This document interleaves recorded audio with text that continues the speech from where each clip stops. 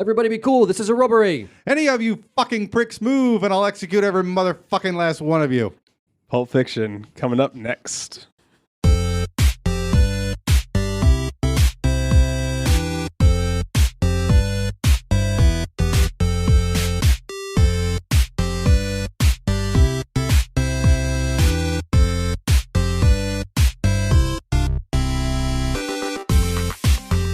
Welcome back to Nerd is the New Cool. I'm Justin. With me, as always, is my best friend, Mr. John Lambert. How's it going, man? Great. Especially since we're talking about Pulp Fiction today. Absolutely. It's going to be an awesome day. And we are joined with, I would say, a guest that's become somewhat of a regular at this point. Yeah.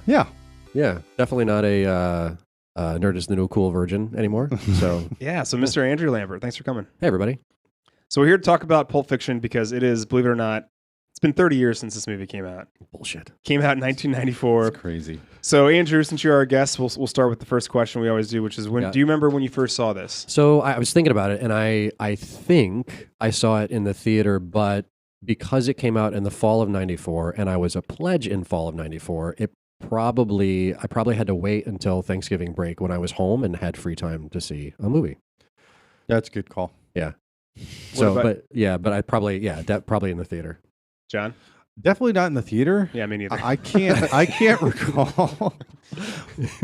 So I could it have been a Blockbuster rental? That's a good possibility. It was probably a rental at some point in time. Yeah, that's definitely when I saw it. Yeah, this is not a movie usually a 13-year-old should go see. No. I mean, they should go see it, I mean, but they're not usually allowed to go see it. Correct. Yeah. So, John, what do you think makes this movie great? I mean, it's just... Is it Tarantino? I mean, we'll probably get into this later, but it's Tarantino at his best, I would argue. Mm-hmm. I mean, the format of it was just so different. It was different from what everybody was used to, as far as it's just short stories that are kind of tied together, and it jumps around in time, like in the timeline of. You don't really know when something's happening until you see them later. It's like, oh, okay, so this happened before that. So you're actually working all that stuff out as like the timeline of these little short segments in your head while you're watching it. Mm-hmm. And it just, the actors are great. We were talking about this, Andrew and I were talking about this on the ride over. Like the casting was great. The script is fantastic. Like everything's it's just a good movie. Yeah, I think what for me stands out the most is just all the things you mentioned, which is just Tarantino's style. The Tarantinoing of it. Yeah, I've got some specifics I want to go into first, but I want to hear what you have to say, Andrew. For me, it was the dialogue, like full on, all of the dialogue, like the way in parts of the movie the dialogue actually runs at like almost crosswise to the action. You've got Vincent Vega and Jules talking about giving foot massages before going in. And ultimately killing a couple of guys, right? Like it's just like two dudes at work having some small talk before the job starts. And they even say it. It's like, all right, let's get into character. Let's get into character. Yeah. And then, I think I'm going to read a quote. So I flip the switch and then they're hitmen again. Yeah, exactly. So even in that though, they're having like this really long conversation with the people they're about to kill.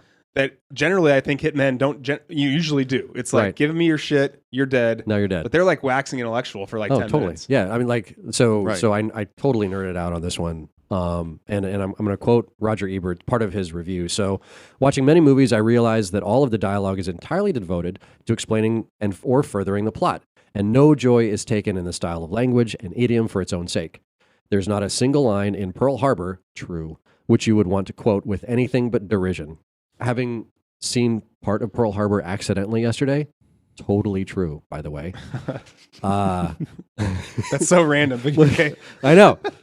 Most conversations in most movies are deadly boring, which is why directors with no gift for dialogue depend so heavily on action and special effects. The characters in Pulp Fiction are always talking and always interesting, funny, scary, and audacious. The movie would work as an audiobook. Imagine having to listen to The Mummy Returns. Right. Yeah. I think for me, that's one of the best things about any Tarantino film. It's just the overall dialogue. It's so smart. It's clever. It somehow gives you exposition. Like it gives you background information about these characters without clearly turning to the camera and being like, "Here's what I've been doing for the last 6 months." Right? Hey It's man, just in- hey, what have you been up to? Oh, well, let me tell you. I was in Amsterdam, and then I did this. And then Right. Yeah. Right. And I think what's also cool is a lot about the way that he films some of these conversations and really monologues, right? So Like the- I'm thinking of Like the camera angles, The or camera just angles, like the way, or the just the- cinematography of it all. the stationary Yeah. cameras is what Yeah. they do a lot of. So like when Yeah. Honey Bunny and when they're chatting at the diner at the very beginning, like it's just basically It's- shots back you're and lost forth. on It's them. three Yeah, cameras. exactly. It's one there, and it's one on him, and it's one on her, and that's Yeah, it. and that's And then it. during Yeah. Marcellus Wallace's his speech about pride, to Butch, Mhm. it's just It's his a back. camera on Butch the entire time, and occasionally a camera on the back of. Well, you can see the back of his head. Right. That's it. Right. And those are just a couple examples, right? Right. So I think that it's really fun ways that he uses camera angles to, I don't know, honestly, make these monologues work. Oh, and don't forget about Christopher Walken, right? It's just him sitting in a chair The whole for monologue. Yeah, exactly. 7 minutes talking about, or not even that Lots of long. monologues. Yeah. Lots of It monologues. is. Yeah, So- it's which is very fine. dialogue heavy for Right. for an action flick, which arguably Well, I think we call this an pseudo- action I think we flick. call this an action. when we did the bracket, I think this was could, an action. But you could like, argue that it was an action. You could argue probably that it's a drama. drama. It's I funny. mean, nowadays, the way a dramedy. I was going to it's say, the pretty way funny. they classify Probably. comedies, Yeah. you could probably fall into that I think category. it could so. fall into that category Yeah. as well. depending on what you think is in the briefcase, it could be fantasy. Right. So, Oh, well, we'll get to that. Some we'll other- get to that later. 100%. So just so you know, I'm going to ask you what you think is in the Oh, briefcase. that was on. But I wrote that down too. gratuitous violence is certainly a staple of Tarantino's films. Yes. Over the top violence for the sake of over the top violence.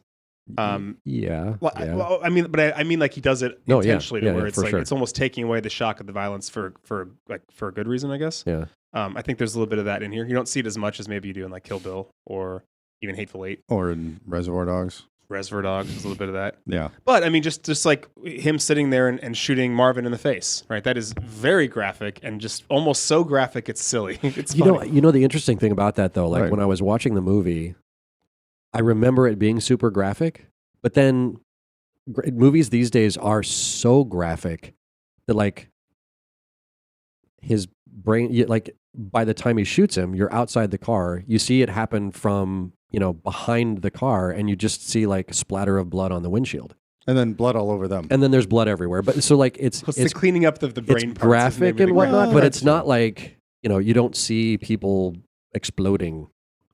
Like you don't. I feel like if it were made today, like you would see his head explode Mhm. from the bullet. You right? totally would. It wouldn't just be like the then you- implication of And then you wouldn't see the the thing. cleanup. yeah. I Because picture the cleanup kind of is what Cleanup, makes it real. I mean, yeah. Makes it a little bit more real. It's- Hits it home. It's like, it's- oh, I shot this guy. Like, here's the consequences. it's of not the shooting someone consequence of in the killing head. someone. It's how do I clean up this How do I- mess, Right. Yeah, literally, exactly. that I've created. Right, Exactly. Which in, is in a confined space. Which is for fun and guys twisted. who are contract killers and that's what they do is kill people is probably about right. Yeah. The other thing I really like about Tarantino that he does is that he's got a lot of recurring actors that are in all of his films. He uses the Mhm. same people. There's a lot of crossover, right? So Samuel Jackson, for example, is a crossover. Chris from Nolan here, does the and, same thing. Yeah. and Jackie Brown, and I mean, who else who else is in this movie that's like Tim Roth? Obviously, is huge in a bunch of films, Mm-hmm. Mm-hmm. and he also stars himself in a lot of these movies. He's in most of them. Yeah. I wanted to rattle off because I know we're not going to talk about him as the best actor in the movie, but I do think I for my own personal knowledge, I was curious what movies has he actually starred in that he was either a writer or director in. So here's the list: Reservoir Dogs, Pulp Fiction, Four Rooms, Mm. which I think is one of the most I love that underrated movie. movies of all time. So much From fun. Dusk Till Dawn, obviously. He's like one of the main characters in that one. Jackie Brown, Kill Bill Volume 2. He's actually like the narrator near the end. So I don't okay, think he actually okay. makes a physical appearance. It's more a voice. He's in Hateful Eight. He's in Once Upon a Time in Hollywood. He also was in Desperado. He did Yes, he did he not sure write or was. direct that. He Yeah. just was in, But he's he was also in in Little Nicky. Yeah. And he's also in Alias for like 4 episodes. Like that's a lot of episodes, I think, That is a lot. for Alias. Anyway. So that's one more thing I think that's funny about Tarantino. Do you know who? I don't know if you guys know this answer by doing some research. You know who was supposed to play his role during the bounty situation? Wasn't it? What didn't Eric Stoltz have a choice? Like he could either play Lance or Jimmy.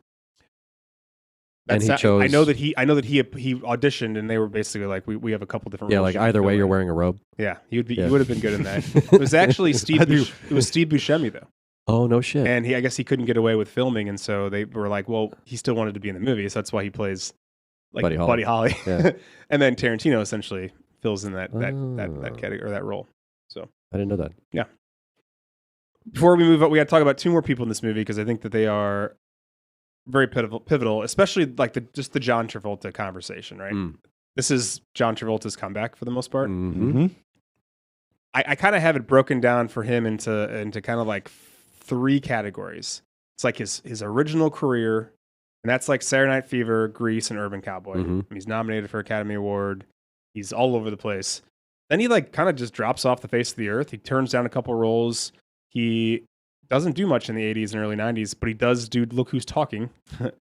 Also with Bruce Willis, which is funny. But after this, he gets a ton of films. Get Shorty, Broken Arrow, Face Off, Swordfish. He kind of is like remaking himself as like a comedian / like, I don't know, action star somewhat. Broken Arrow, yeah. Yeah. Even Face Off. And Face I mean, Off, yeah. Swordfish was kind of like he's like the villain now. Yeah.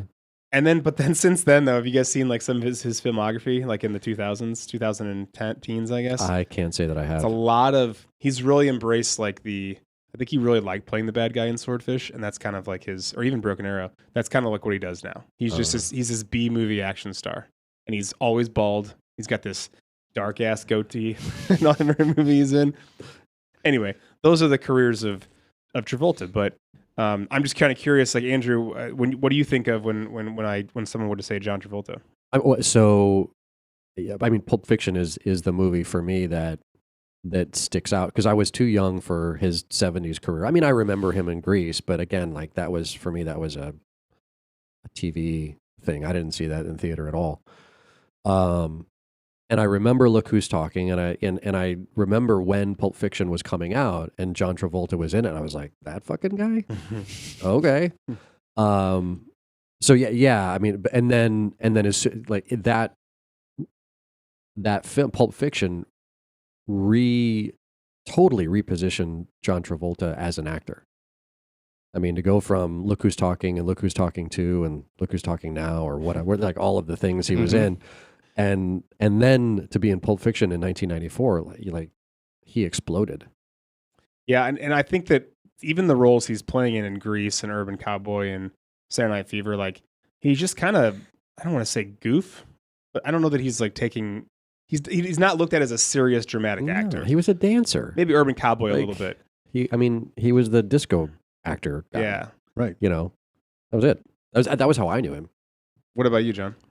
I mean, it's this. Yeah, it's. I think our age group is much way too young for the Saturday Night Fever and all that stuff. So it's. I do remember Look Who's Talking, but it's. I mean, it's this, and it's probably Face Off. Face Off. If you say Travolta to me, Face Off's the first thing. Like it's going to be this and Face Off, and then it's probably Pulp Fiction, and then maybe. Grease. But he wouldn't have been in Face Off without Pulp Fiction. No, no way. He just didn't have the credibility. He wouldn't have done any of those movies. Yeah. He wasn't an action star, and then all of a sudden he becomes somehow through this film like, oh, he can play that character with a gun, and you can kind of be intimidated by him. It's believable. Yeah. Despite, I mean, he was a little larger in this movie. Like, despite perhaps his body type, like it's like, oh, he's kind of like this imposing figure, I guess. Yeah. Speaking of, the last person I want to talk about before we get into the categories is speaking of action stars with maybe not the prototypical action star body, Bruce Willis. I mean, he is at the time, in the 90s, he's got to be top 5 action star, right? Probably. Yeah. Anyway, so I can't even think of anybody that would be. I mean, it's him, it's Stallone, it's Schwarzenegger. Right. I mean, in '94 though, Stallone was getting. I mean, he was getting old. You didn't see a lot of Stallone as. I mean, I guess you did. Like Cliffhanger and those were sort of around that time, but. Well, he's right in there, and you'd probably say Jean-Claude Van Damme. You'd probably say what's his name? You're starting to get Steven Seagal. Steven Seagal. Who? Jackie Chan's starting to come. Jackie Chan, in the 90s. But Bruce Willis is right there, and he's just kind of like a normal dude. Like he just kind of he's an everyman. He's an everyman, right? Which is why he was so popular. He has 149 credits, which is really a lot. Sadly, he was diagnosed with aphasia, which is like a neurodegenerative condition. But he's still kicking it, and I don't know. I just think that for me, the takeaway from this movie, the person that I remember the most is Bruce Willis. I know it's funny. So like, Bruce Willis was great in the film. The person that I remember the most, bar none, was Sam Jackson. Yep. Yeah. Like he for me, he broke out in this one. Yeah, John Travolta remade his career. Bruce Willis just kind of tacked on another amazing movie credit. But Sam Jackson, for me, I didn't know who he was. He came out of nowhere, despite the fact that evidently he was on Electric Company, and I did watch Electric Company as a child. And Coming to America. Yeah. Like, do not remember. He was in a lot of stuff before this. Yeah. I think it's going to be a difficult conversation to talk about the peaks for a lot of the people in this film. Yeah. True. Let's get into it. Let's get to the category. So, starting off, we've got the summary. According to IMDb, the lives of two mob hitmen, a boxer, a gangster and his wife, and a pair of diner bandits intertwine in 4 tales of violence and redemption. Diner bandits. It's a really funny way to describe those two. Interesting. So it debuted October 14th, 1994, almost 30 years ago. Runtime of 2 hours and 34 minutes. It did not feel like 2 hours and 34 minutes. No, not at all. No, I was surprised when I queued it up to rewatch a couple of weeks ago. I was surprised at how long it was. I think it also has to do with the way that it's cut up too. Mm-hmm. And I think the kind of Kill Bill almost replicated a version of this where you've got like these major set pieces, but then it completely stops in the next scene. You're like, oh, that's a flashback. It's taking us to somewhere else in the timeline. So it almost like just makes it easier to digest. Yeah. I feel like Pulp Fiction was, I mean, there were other movies that jumped around in time and played with time in that way, but Pulp Fiction was one of the first ones that I remember that did that. And then you had movies like Usual Suspects that bounced around present to past, and you had Memento, which was basically all over backwards. the place. And other films that started to play with a timeline like that. But Pulp Fiction was the first one I can remember, like in my movie watching history, that really did that.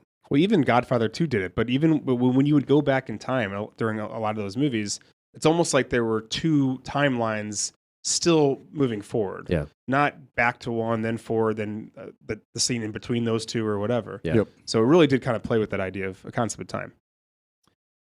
Budget, $8 million. That's what the estimate had a gross worldwide of almost $214 million. It's pretty good ROI. Not bad return. Not bad. It had a lot of nominees for Academy Awards. It was nominated for Best Picture, nominated for Best Actor. Travolta got that. Best Supporting Actor, Samuel L. Jackson.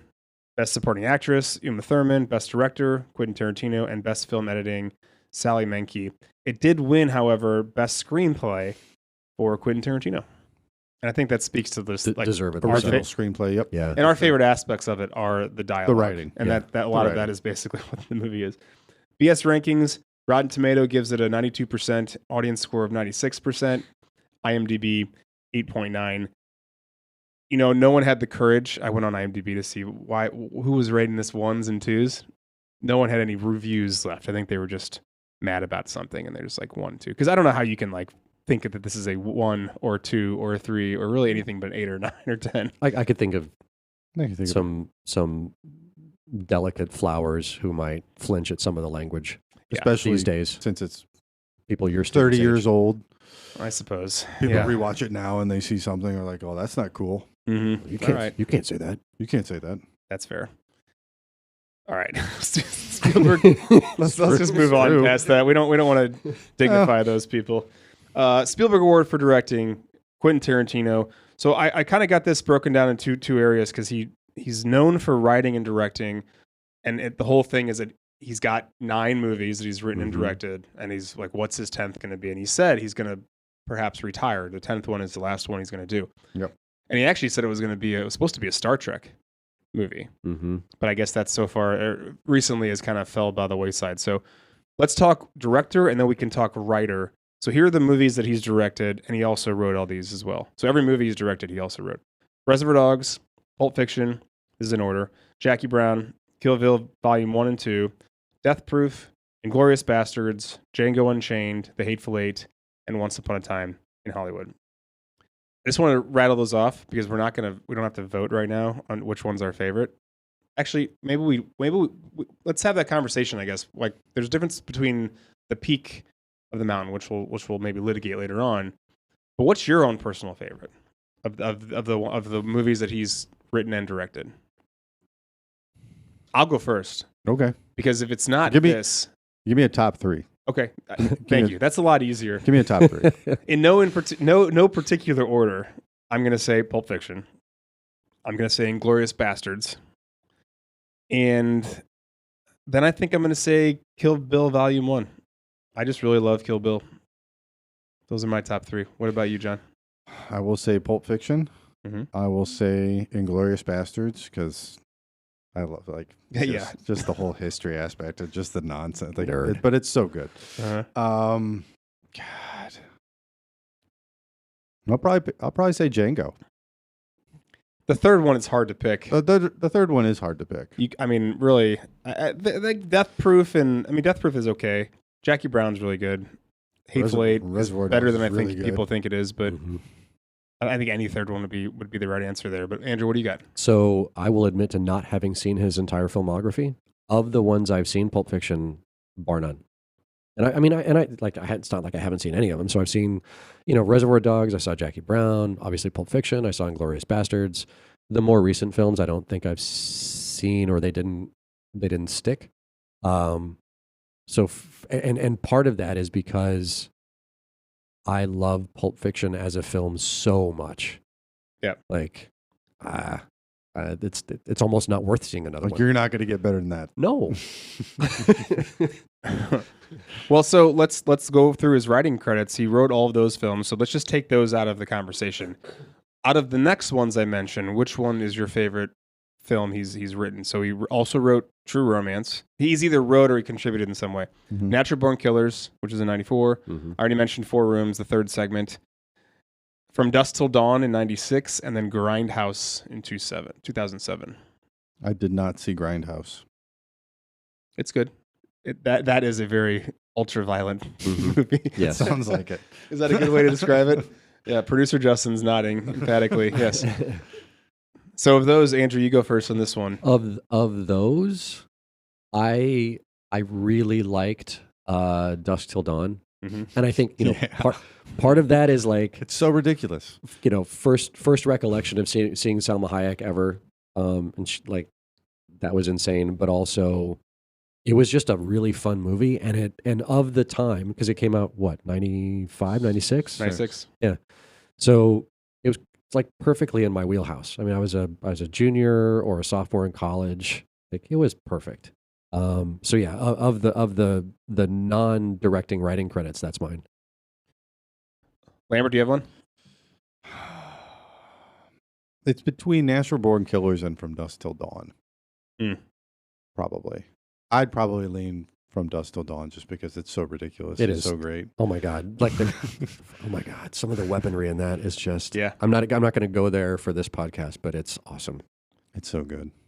Well, I think those are all good answers. I'm just going to have to go with my instinct, which is, again, Four Rooms. Maybe it's cheating because he only does one segment, but it's so funny. It's called The Man from Hollywood, and the premise is essentially, Tim Roth is the bellboy, and there's a bunch of drunk people on New Year's Eve, and they call him up, and they're like, "We want you to do this thing," and he believes he can light a lighter 10 times in a row, and if he doesn't light the lighter once, you chop off his thumb. And he convinces Tim Roth to do it, and they give him a whole bunch of money, and Bruce Willis is the one who gets his thumb chopped off within basically 1 second. Because it was a Zippo, and he just and they had it open for like 5 minutes, and then click, whack. Yeah, so good. It's so good. It's so good. And I believe if I'm remembering correctly, so it's Bruce Willis, Tarantino, Tim Roth, and I believe the fourth gentleman is from Pulp Fiction. I believe he plays the one of the henchmen from Marcellus Wallace. Anyway. Which one? The bartender? The bartender? The bartender, yeah. Okay, I got you. Yep. Henchman, yeah. Well, he's the bartender, and then you see him at the fight later. Yes. Yep. Yeah. That guy. So he's the same guy. About. I just think that's the funniest thing. And it's a real fun fact about that is that Bruce Willis apparently is uncredited in the film, but the reason why that is that apparently he violated some type of SAG basically thing for acting in this film without something going on, like maybe getting paid correctly or whatever, and so he's not allowed to be credited. But his hairdresser is. Makeup and hairdresser. Nice. Bruce Willis are both credited. Mr. Willis's makeup person. That's what it says. Nice. Yeah. Mr. Willis's production assistant. Yeah. Yeah, right. The cool thing about those, like Four Rooms, Dusk Till Dawn, just the tie-ins all in there. Because Robert Rodriguez was director, and Tarantino was involved. There were a bunch of films in a row where they were both involved, and to me, that was just so much fun. Desperado was 95. Yeah. Right before Dust Till Dawn. And Robert Rodriguez does the same thing as Tarantino, where there's like through lines. Yep. Right. Some of the weaponry in Desperado shows up in Dust Till Dawn. Showed up in El Mariachi, which is the prequel to Desperado. Like Once Upon a Time in Mexico. Exactly. Johnny Depp, which was a direct sequel of Desperado, which is also ridiculous. Yeah. Desperado is so much fun. That soundtrack's awesome. So great.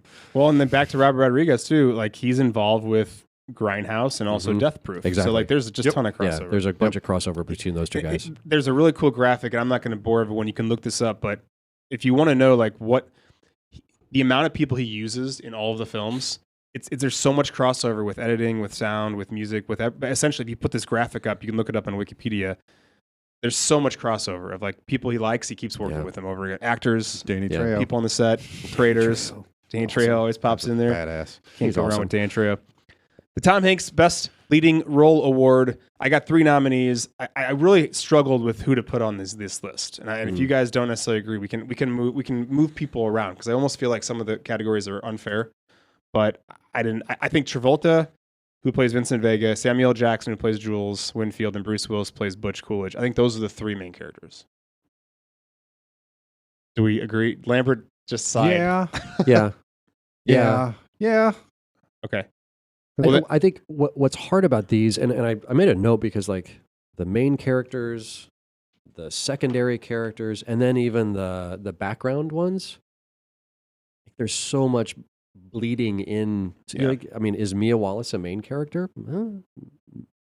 Maybe Kinda. not. But then because she's a main character for one, and she's in another one, right? Right. Okay, so she's second, but then like is Harvey Keitel a secondary character, or is he? So I really struggled with these categories. So my answers may be funky just for that reason. It was tough, I was having that same conversation. I don't even know if we can come up with a metric right now.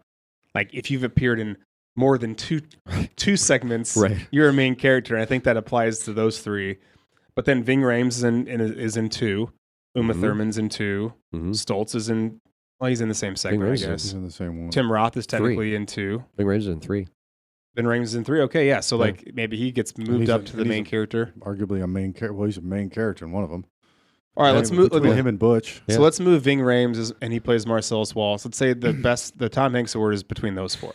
All right. Okay. So Ving Rhames, Bruce Willis, Samuel L. Jackson, John Travolta. So I'll go first on this one just to make it fair. And I know I said Bruce Willis is what I think about with this movie. Having said that, Samuel L. Jackson is the best person in this film.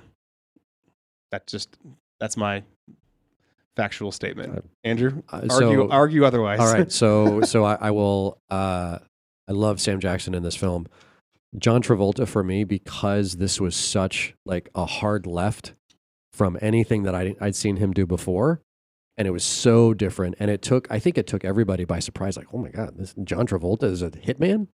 Okay, and he killed it. And so, for me, for that reason, to go from Look Who's Talking series to Pulp Fiction. Okay, yeah, like so it's that's I picked Travolta for that reason, but respect Sam Jackson because this movie for me put him on the map. Good old Sam Ass Jackson. There you go. There you go. What do you got, John? I don't know. It's between those two. It's between Travolta and Jackson. I'm going to go Sam just because I think he was so fantastic. And like when he's on screen, you're gravitating towards him. Like, and he kind of sets the standard like right away of like who he is and what he's going to be. So then from the rest of the movie, you're just like, all right, what's he going to do now? Yeah. What's he going to say? Not what's he going to do? What's he going to say? I think some of the most quotable lines are all in the film are his. They're all his. Yeah. Yeah, that's for sure. Even if they're real quotes from the Bible or just completely made up. Or made up quotes from the Bible. It's still him. Yeah. The other 4 Jacksons, here are the nominees. We got Uma Thurman, plays Mia Wallace. Eric Stoltz plays Lance. Tim Roth plays Pumpkin. Amanda Plummer plays Honey Bunny. And if you don't know Amanda Plummer, the things that I know her best from are, number one is So I Married an Ex-Murderer. And then Hunger Games also. Christopher Walken plays Captain Coons, and Harvey Keitel plays the Wolf. So, you want to go first? Yeah, I picked the Wolf. He was I don't know, the whole like walking into the scenario from a funeral, a wedding reception. You don't really know where he's coming from. He's wearing a tux, but he's wearing a 9 tux. o'clock in the morning. Right, he's wearing a tux, and there are a lot of questions with like what time of the day is it supposed to be, and what kind of a party is he at? Exactly. Or has he even gone to sleep yet? No, for sure not. And is he wearing the tux from the night before? Is what I'm saying. Right. Oh yeah, exactly. I mean, it's LA. What is it? 45 minutes away. I'll be there in 10. Like. No, you're not. Okay. I don't care if you drive an Acura. No, you're not. But yeah, I mean, I think fast, I talk fast. All of that. Like, his character is awesome. It's definitely the coolest guy in the movie, followed probably by Christopher Walken. But he's always the coolest guy. So I'm gonna agree with you, but I do want to like give shout outs to a couple of these actors and actresses. I think Uma Thurman maybe actually does the best acting in the movie. God, she's awesome. Just so good. That's my choice, is Uma. Oh, okay, all right, yeah. So then why don't you argue it? Uma. Hope. No, I'm sorry. What was that from, anyways? That Uma Oprah thing. I don't know. I just say it. I have no idea where it's from. Well, just because of that, like, we were talking about this on the way over. She was 24 when this was made. Yeah, and is, on screen with these heavyweights and holding her own and doing more than holding her own. Like she was, yeah. I thought she was great. She was awesome. I cannot argue with an Uma Thurman pick. She was just fantastic. Although like to me, she's almost a main character. So it's hard for me to put her into a secondary character category because of that whole sequence with John Travolta. Right. And seriously, props for 24-year-old Uma Thurman deciding like. Sacking up and dancing with John Travolta. Come on. Yeah. I don't know if she thought it was sacking up. I think she probably was like, "This is fucking cool." I read a quote and she and I think to Tarantino, she's like, "You're fucking kidding me! I have to dance with John Travolta." Yeah. Like, but because she's intimidated because it's absolutely Saturday Night Fever. Absolutely, exactly, 100%. This guy knows how to dance. I do not. So that was our mine and Jana's wedding dance. Was that we tried to recreate that? It did not go over well. We didn't practice. Doesn't matter. You should have practiced. We gave it our all. Not really. The other person I want to maybe recommend or at least mention.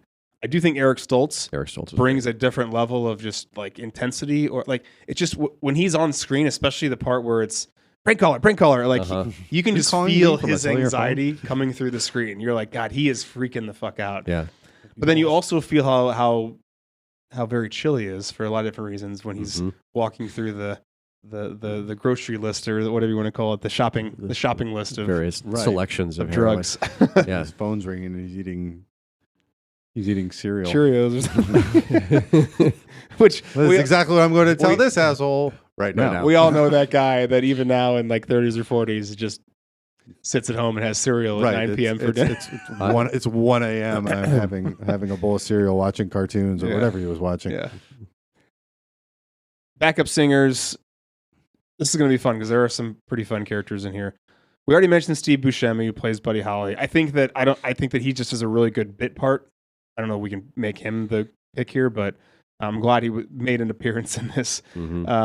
Ironically, though, he is a server in this movie, and he is anti-tipping in Reservoir Dogs. Like that's one of his main shticks at the beginning of the movie. Oh, right. Which is I don't know if that's done on purpose, but I'm sure that's a little fun little nugget. I like that. Buscemi liked. I hope that was on purpose. Julia Sweeney plays Raquel. Peter Green plays Zed, who we know from Usual Suspects. Prince Lamar plays Marvin. This guy has had 572 credits. But like 450 of them, I think, are animated. Like he's in so many animated things. Good for him. Name like a Marvel character or a DC character. He's done probably all of them in the last like 15 years. Star Wars, video games. It's crazy. Oh, that's cool. Nice. Good for him. It's a pretty amazing career. Awesome. Yeah. Paul Calderon plays Paul. He was also in Four Rooms. Actually, this is the person I was mentioning before. Yeah, Paul. the bartender. He's also in Four Rooms and The Last Castle. And then lastly, I put on here Frank Whaley, who plays Brett. And he's obviously the person who gets, spoiler alert, gets shot. He's really big in the 90s. A couple things he was in, The Doors. He's in Field of Dreams. My personal favorite, Career Opportunities with Jennifer Connelly. When he gets this movie's 30 years old. There's no spoiler alerts. Okay, you're right. Yeah. Have we seen Career Opportunities? No. Because I'm just gonna tell you my think I vote. have. My vote is Frank Whaley. It's him and Jennifer Connelly. He's a night like security guard for Target, and but at night they lock him in, so he can't get out. It's like that's part of his job. You're locked in from 11 p.m. till 6 a.m. or whatever. And Jennifer Connelly also has like snuck in there, and then shenanigans ensue in a Walmart. Shenanigans and sparks Shenanigans. fly. Yes. As they do. As So- when you're locked into a department store. I when I saw the movie, I immediately thought of that, and maybe I'm the only person who's ever seen that movie. But I like Frank Whaley. That's my pick. Plus, he's good as Brett. That's not. He fair. is good. He's good as Brett. He's good as John, what do you got? What? What ain't no country I ever heard of? They speak. Sorry. I mean, I don't know. I'll go Steve just because he's in everything. He is the most recognizable. I just, Totally. Well, Julia Sweeney is because I mean SNL. Like, I instantly recognized her from Saturday Night Live. And I didn't do a lot of research on this, but I was just kind of clicking around Tarantino and Julia Sweeney. I don't know if they're buddies, but like he was involved in some capacity with It's Pat, like the movie. Like, Julia No. Sweeney plays Yeah. Pat. She plays Pat. Yeah. Yeah, he's involved in that in some way, whether he was like a ghostwriter or No kidding. something. So anyway, they must have a friendship in some way. I got to choose Rosanna Arquette, Trudy, with all the shit in her face. Oh, I didn't even put Rosanna Arquette on there. Yeah. Yeah. Okay. Oh, just like- that's a good one. Oh, I mean, like the scene where you like she introduces herself and talks about all the different places she's been pierced, and all of them are the tip of a penis or whatever it is that she says, and then and then the tongue stud, of course, and then like when you come back to Lance's place, and he's yelling at her to get the book, and what book, and all the like just Yeah, I love that. I do think the chaos back and forth between them and Yeah. like the obvious like good partnership. Yeah. Even he's like, "Would Yeah. you mind? You want to try and find some baggies, or we know we're out of Some balloons." twistics. Yeah, there's clearly like a really good relationship teamwork there, and then they become like a married couple, like a couple that's kind of angry at each other Yeah. when all the chaos is happening. Yeah. But I will say the look on her face right before Travolta stabs Uma Thurman she is just so into it. She's so excited about what's about to happen. He totally is. Yeah. Okay. Yeah. All right. That's Yeah. that. For that reason, I think that's good. Arquette. Yeah. We can take that. So I did some quick research. The feature length film, It's Pat, also came out in 1994, and Tarantino did an uncredited rewrite of the script. Oh, no kidding. Yeah. Huh. What a. And it was a critical and commercial bomb. Yeah. I guess maybe he well, said I'm cool with being uncredited. I'm cool with being uncredited on that one. This movie's gonna suck. You can hear Not the same year though. That's crazy. So he did. So he did this, and he did an uncredited rewrite of Pat in the same year. Yeah. I can't That's imagine that Pat one took him Some very wild long. But swings. Yeah, I know. John Williams category for music. A little bit about the album. Number one. First of all, it reached number 21 on the Billboard 200. This soundtrack was so good. We So were listening to it on the way over. Yeah. So Were you really? yeah. I forgot how much I loved the song "Girl, You'll Be a Woman Soon" by Urge Overkill. Just the remake of the Neil Diamond song. That peaked at number 59 on the Billboard Hot 100. Go ahead. Oh, I was just gonna say, put Urge Overkill on the map. Oh, sure. Yeah. Mhm. Yeah. I love this song. I when we were watching the movie a couple nights ago, I forgot how many of the instrumental songs that I had just put on playlists and on CDs because they were just like super chill. And I think it speaks to Yep. like his eclectic style of choosing, I'm honestly choosing songs to go on his soundtracks. Yeah. So apparently a lot of the songs on the soundtrack were suggested to Tarantino by musician Boyd Rice, who is apparently mutual friends with Allison Anders. So some of the songs that are on there, and my question for you, I'm going to rattle these off. These are the big ones I thought. Of these songs, which one do you think has like the best, I don't know, like like drop of the song while you're watching the movie. That makes sense. Like, do you like when I read off these songs? Is there one in particular that you remember, like the exact scene that this is happening? So, Jungle Boogie by Kool and the Gang, Let's Stay Together by Al Green, Bustin' Surfboards by the Tornadoes, Lonesome Town by Ricky Nelson, Son of a Preacher Man by Dusty Springfield, You Never Can Tell by Chuck Berry. That's the easy one. And Girl, You'll Be a Woman Soon by Urge Overkill. So is that one. Yeah. So, I mean, I think that the obvious answer is You Never Can Tell. I did really enjoy upon the rewatch the Girl, You'll Be a Woman Soon scene. That was pretty good. The rest of these are, I mean, I think they're pretty good. Is there anybody have a different? No, I don't. This was one of those soundtracks that we listened to over and over and over and over.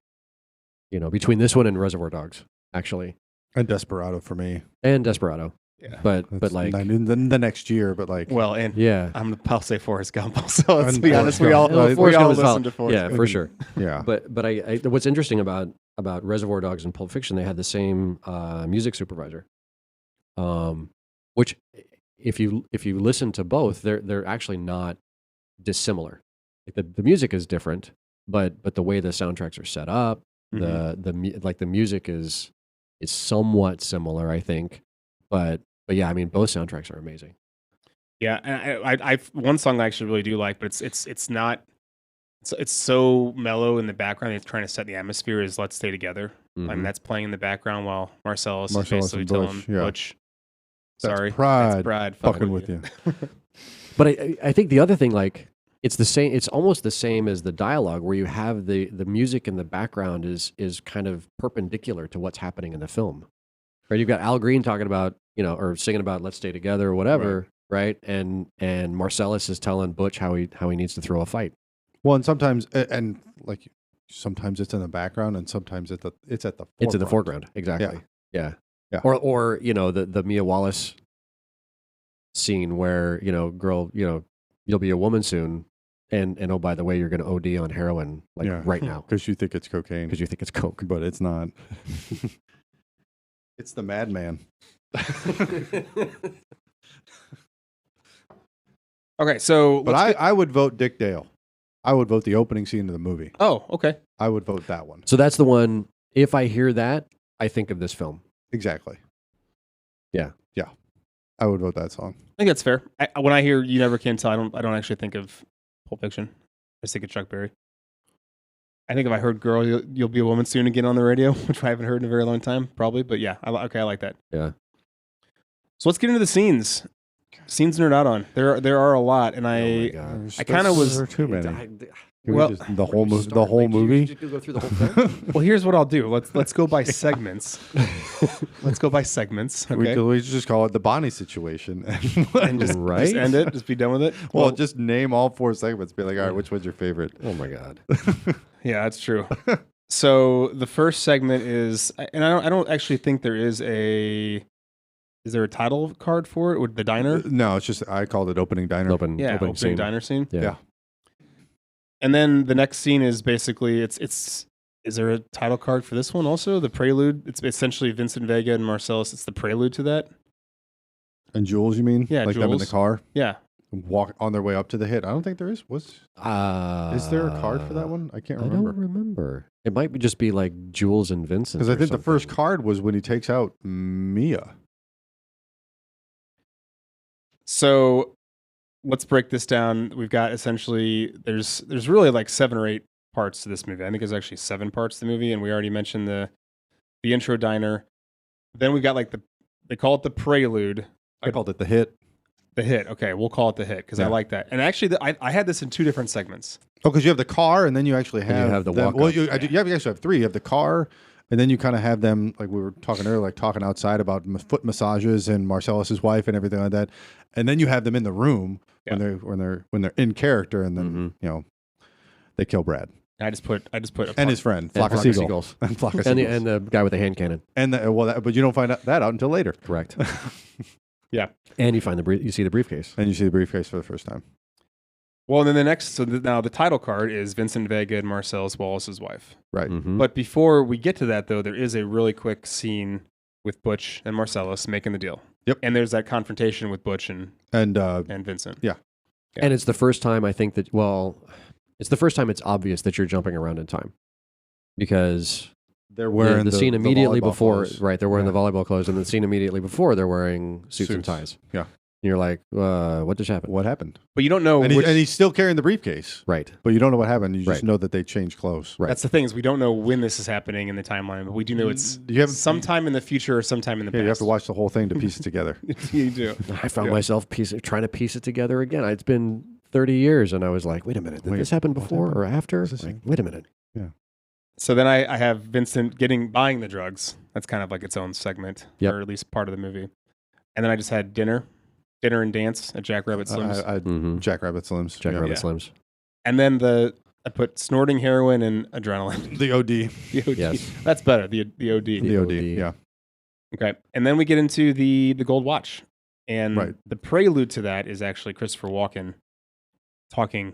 I have the gold watch. I wrote down gold watch explanation. Okay. Mm-hmm. Where it came from. Yeah. Give me the watch. No. Stored uncomfortable hunk of metal mass for mass 3 2 years. Yeah. Now, little man, I give the watch to you. He just snatches it. All right. So then the actual title card, again, the gold watch. Butch is on the run after the match. Just kind of jumps right into it, right? All of a sudden he's just he's jumping into the dumpster and he's in the cab and he's gone. Yeah. Can I just put in here as a caveat? Any scene with Fabienne, I don't like at all. I think she's the fucking worst. Seriously? You don't like her? A pot belly. Oh, I want to. You want some pot? She's not great. not a great character for me. Oh, but silly. No, I don't get it. I think I understand, but like she's a super interesting counterpoint to Butch. Because she is so naive and so innocent. 100%. Like she's the only naive person in the entire film. What do you mean we She's got to the run? Only one that What the fuck do you doesn't mean really we know gotta what's run? happening. Like, do you understand what I just did? No. Okay, Yeah. great. Yeah. Like I They're like very her. I bad like her men that for are that. after Like us. it's such a contrast to everything else that's happening in the Are we movie. in danger? Yes. What happened to my Honda? Maybe I had to crash that on I just think there could have been somebody better in that role. I mean, even if you could put Julia Sweeney in that role, and I would have liked it even better. Esmeralda Villalobos. Esmeralda Villalobos. The God, cab she was driver. awesome. She was Fantastic. so creepy. And Switch weird. those two. Yeah. She belonged in From Dusk Till Dawn. Like she was. Yeah. She could have been in Dusk Till Dawn as a character. Anyways. So obviously Butch does not have the watch, and he has to go to the apartment. He kills Vincent. Yep. I think that's the part where it's like, where is this? When is this happening? What just happened? And the thing is, like rewatching the movie, I had forgotten that he kills him? Vincent. Yeah, And he kills him in the I apartment. totally forgotten. On the toilet, no less. Right. We have the Butch and Marcellus chase scene, and so it's very short, but it's after they get in that accident. I just think it's really funny as they're running, stumbling down the street, and they finally fall into the store, Random the people weapon getting shot. store. Butch and Marcellus get captured. I just put the whole GIMP part, Mm-hmm. and amongst other things. Amongst others, yeah. Then we get to the Bonnie situation, right? That's the next title card, the last one. Yeah. Because you kind of have you can kind of break that up with like you have the car, and then you have Yeah, he gets shot in the face. and then it's right, them and right. Jimmy's Yeah. house. and then the wolf comes in And the and wolf takes comes over in. the rest. Yeah. And then the last part is they're at the And diner. then the And they're back at the diner. Yeah. Yeah. And it closes the loop. So those are all the scenes. Fuck. God. This is so that's the whole movie. There's the movie. This might be one of the harder scenes so to many- choose from because there are so many great Do you want ones. to do like Shoot, what if we did do a it? top 3? What if we did upside down? What if we said what's your least favorite of the scenes and build up from there? Well, I know what his least favorite Any is. scene with Any scene with Fabian? is a tie for first. I mean, I don't disagree with that either. Yeah. They're just kind of meh. Yeah. Like They're the least interesting scenes. they're the least interesting scenes. Yeah. Like I like your point of like kind of the dichotomy between Butch and Fabian, but like they're just kind of blah. Yeah. Except for like, whose chopper is this? Zeds, baby. Who is I mean, that? it's definitely That's a her, quote that you remember, that but- is her biggest contribution to the movie. Yes. True. That's on her Mount Rushmore of acting. I don't know if there's any other scenes that I necessarily don't like. I think that they all have like some merits to it. Like even like little mini scenes that you wouldn't think of are that important. I think like if I was cutting scenes out, I would pick like Vincent like buying the drugs. But I still like that love one, though. I love the Because dynamic of you him get and the, Eric hey, you want to Stoltz. hang out and And get you high? get- Which one's Trudy? The one with a shit in her face? No, that's No, right. that's my my wife. wife. Like, it's still good. Right, no, totally. But I mean, but I'm definitely ranking it lower than like the whole diner scene with Jack Rabbit Slims, Yeah. right? Or, Yes. or the hit, or the wolf, or That's the thing. Like there's, it's all gold. You can't. I mean, it's 2.5 hours because what do you cut? Yeah, I wonder what was on the cutting room floor. I don't know. It was already 2.5 hours long. Who knows what Seriously. well, okay. So I think we do Sure. have to pick one, just for the sake of this is going to be hard. Least favorite or favorite? Let's pick our favorite. Okay, pick favorite. Got it. And I have a feeling we're all going to say different ones. So I think that's totally fine. That'll be good. Andrew, you look very stressed out. That's right now. hard. You can go last. You can go last. I'll go last. Okay. Thanks. So I am going to say my favorite scene is I'm going to say it's the apartment when Jules and Vince go into the apartment and they end that's up a good one. basically killing the guys and just him and the Brett and just the whole part with the. Do you mind? All right, Do you mind if I have some of your drink to wash down this delicious Wash burger? this down. Right. And so Oh, that's I was that actually, I was Hawaiian thinking burger about that joint. this morning. I'm like, Yeah. I should have had hamburgers for breakfast this morning. I Seriously. should have done it. But I Right? didn't do it. Make a tasty burger. Oh, Hamburgers, the cornerstone of any nutritious breakfast. So he just turns from like so quickly from being this guy just having a conversation, but obviously intimidating. To But it's like, I'm the super- foot, I'm the foot badass. fucking it's master. it's this. It's super menacing. Like how he like bites into the burger and then he finishes the guy's soda. Like and he's then just he menacing flips, about the flips whole that table thing. and he just becomes like Yeah. Hey, angry. flock of seagull. Once you tell my man where you got the shit hit at. Yeah. Okay, so that's mine. I will also go a scene with Jules. I'll go to the end diner. Just like, and not like skip everything. It's when he Gets heavy about it. When Pumpkin comes Ah. to it, it's like, what's in the briefcase? My boss's dirty laundry. Sounds like a shit job. Funny, I was thinking the same thing. Like that whole interaction, and then Vincent like, The wall. give this Nimrod $1,500. I'm gonna shoot him on general principle. Vince, you gonna do it? Goddamn, Vince, shut the fuck up! Like that whole thing. But then, yeah, when he gets serious with him at the very end, I Yeah. love that part. Well, or the whole, pigs eat and root in shit. I know. Well, I'll skip You know. over that part and I'll just go straight to the interaction between him and Pumpkin. That's a good one. And But that that portion. the beginning car ride, I found myself quoting both sides of the conversation in the car on the way to Brett's. I can And probably recite this whole movie. oh yeah, well, for sure. But I hadn't seen the film in probably 10 years, right? When I watched it the first time a couple True. of weeks ago, and full disclosure, I have watched it twice in the last 2 weeks. As you should. It should be part of the normal Because rotation. it's so good. But yeah, that scene, Royale with cheese, right? The what do they call a Big Mac? La Big Mac. What do they call? I don't know. I didn't go to Burger King. It's such a backhanded Such a Burger King. Like fucking out of thing. nowhere, you're like, I don't know. I didn't go to Burger King. But like that whole Quentin might have a grudge. Burger King just taking strays, man. right. That scene though, that car ride scene to me, like I just love it. I love every aspect of that scene, every line, everything. It sets this. Well, I mean, the opening And- diner and scene it- kind of sets the stage, but that sets it as well. And it introduces you to these two characters in such an interesting way. And so Vincent has been working in Amsterdam the last X numbers of years. Jules has been here in LA, whatever, and he's like quizzing him about it, like you would. A buddy comes back from overseas, like, oh, well, And what's he's different? there for that long. It's Yeah, like, well, it's the little differences. And as somebody who has lived overseas, that is true. It is the little differences that fuck you up. I think that the common theme though is that the scenes that we picked are, even though there may be a little action there, it's all It's the dialogue. It's dialogue. Man. The whole thing. it's It's all just dialogue. dialogue. It's like how the they're action interacting is with the other action is people. incidental. yeah. Mhm. Right? Oh, he shot him in the face. Whatever. But like, it's the dialogue. Well, and it's Right. all with, and it's also all with Samuel Jackson and John That's the Travolta thing. as well. Yeah. Every single scene we chose has those two guys in it. Yeah. Do we? Yeah. Does this count as a buddy cop movie? But not no. In a different universe. Buddy Hitman? Buddy Con, man? I don't know. The Heath Ledger Award for scene stealing. I have 2 nominees. I think there's one right answer, but I wanted to at least put both on here. I had Samuel and Harvey Keitel. Those are my 2 nominees. Any other nominees you guys Yes. I do. The entire cast of Jack Rabbit Slims. I actually lost track of the dialogue in the film trying to pick out the different celebrities. Who was there? Holy shit, that's James Dean. Holy shit, that's Mimi Van Doren. Holy shit, that's, whatever. Yeah, like to me, I had to rewind because I got stuck watching the different 50s celebrities in that one. Yeah. That's good. Awesome. I don't know why Jack Rabbit Slims does not exist, even if it's like a new age one. Now we're like seeing 90s and 80s and I love his. so much fun. What do you think? It's like I think it's a wag museum with a heartbeat. That is a perfect description of that restaurant. I like it.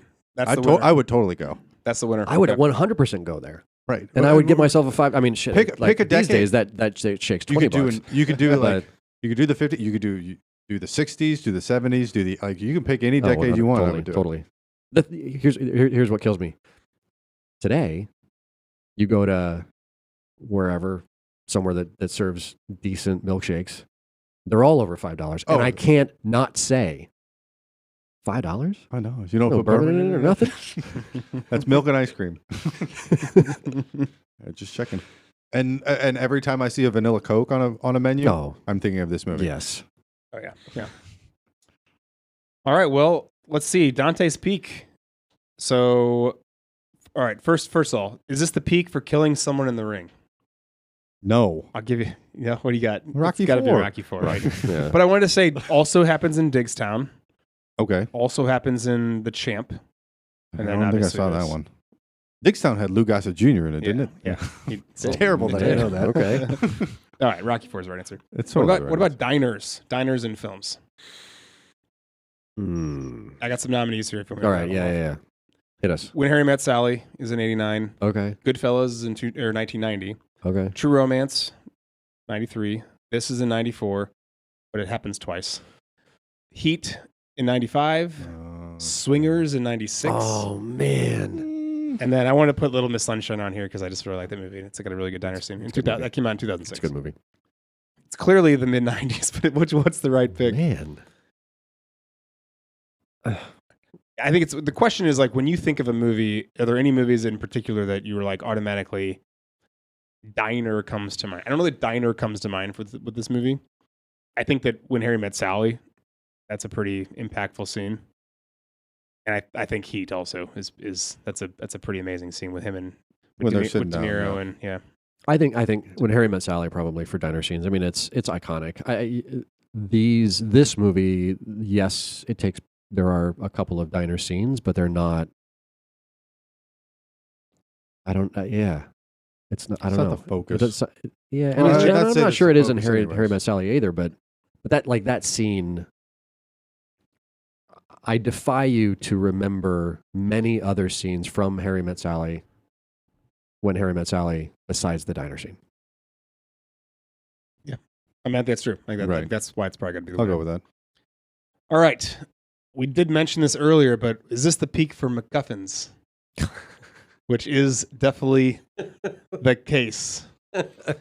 So, if you're not familiar with what a MacGuffin is, it's basically like the one thing you have to like get or like save or like whatever. Correct. Destroy.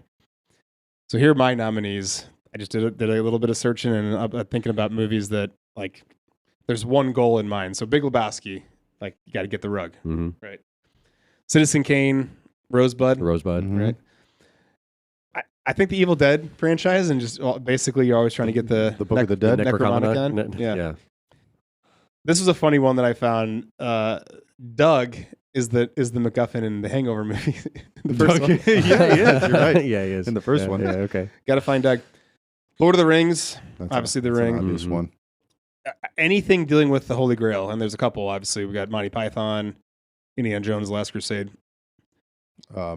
Speaking of that, Raiders of the Lost Ark, which is obviously the Ark of the Covenant. What was the other one? Da Vinci Code. Da Vinci Code, yeah. Oh, sure. yeah. And then Saving Private Ryan. Another, again, we're trying to get a person. Private Ryan person. Ryan is the MacGuffin. So Get Shorty. Get Shorty, yeah. Yep. Any other nominees? Or I mean, there's the most recent obvious one is the Time Ripper from Deadpool and Wolverine, which is actually, breaking the fourth wall. He calls it the MacGuffin. He does, yeah. That's certainly the peak of mentioning it that it is the MacGuffin in real time. Self-awareness. Yeah. I mean,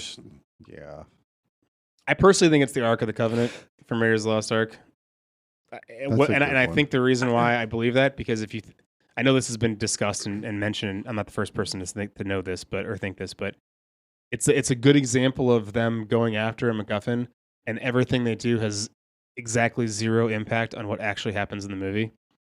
Right. Like nothing, one way or another, they would have found it, and they would have opened it, and they all died. So basically, the only thing that changed is that they were there when it happened. It's literally the only thing.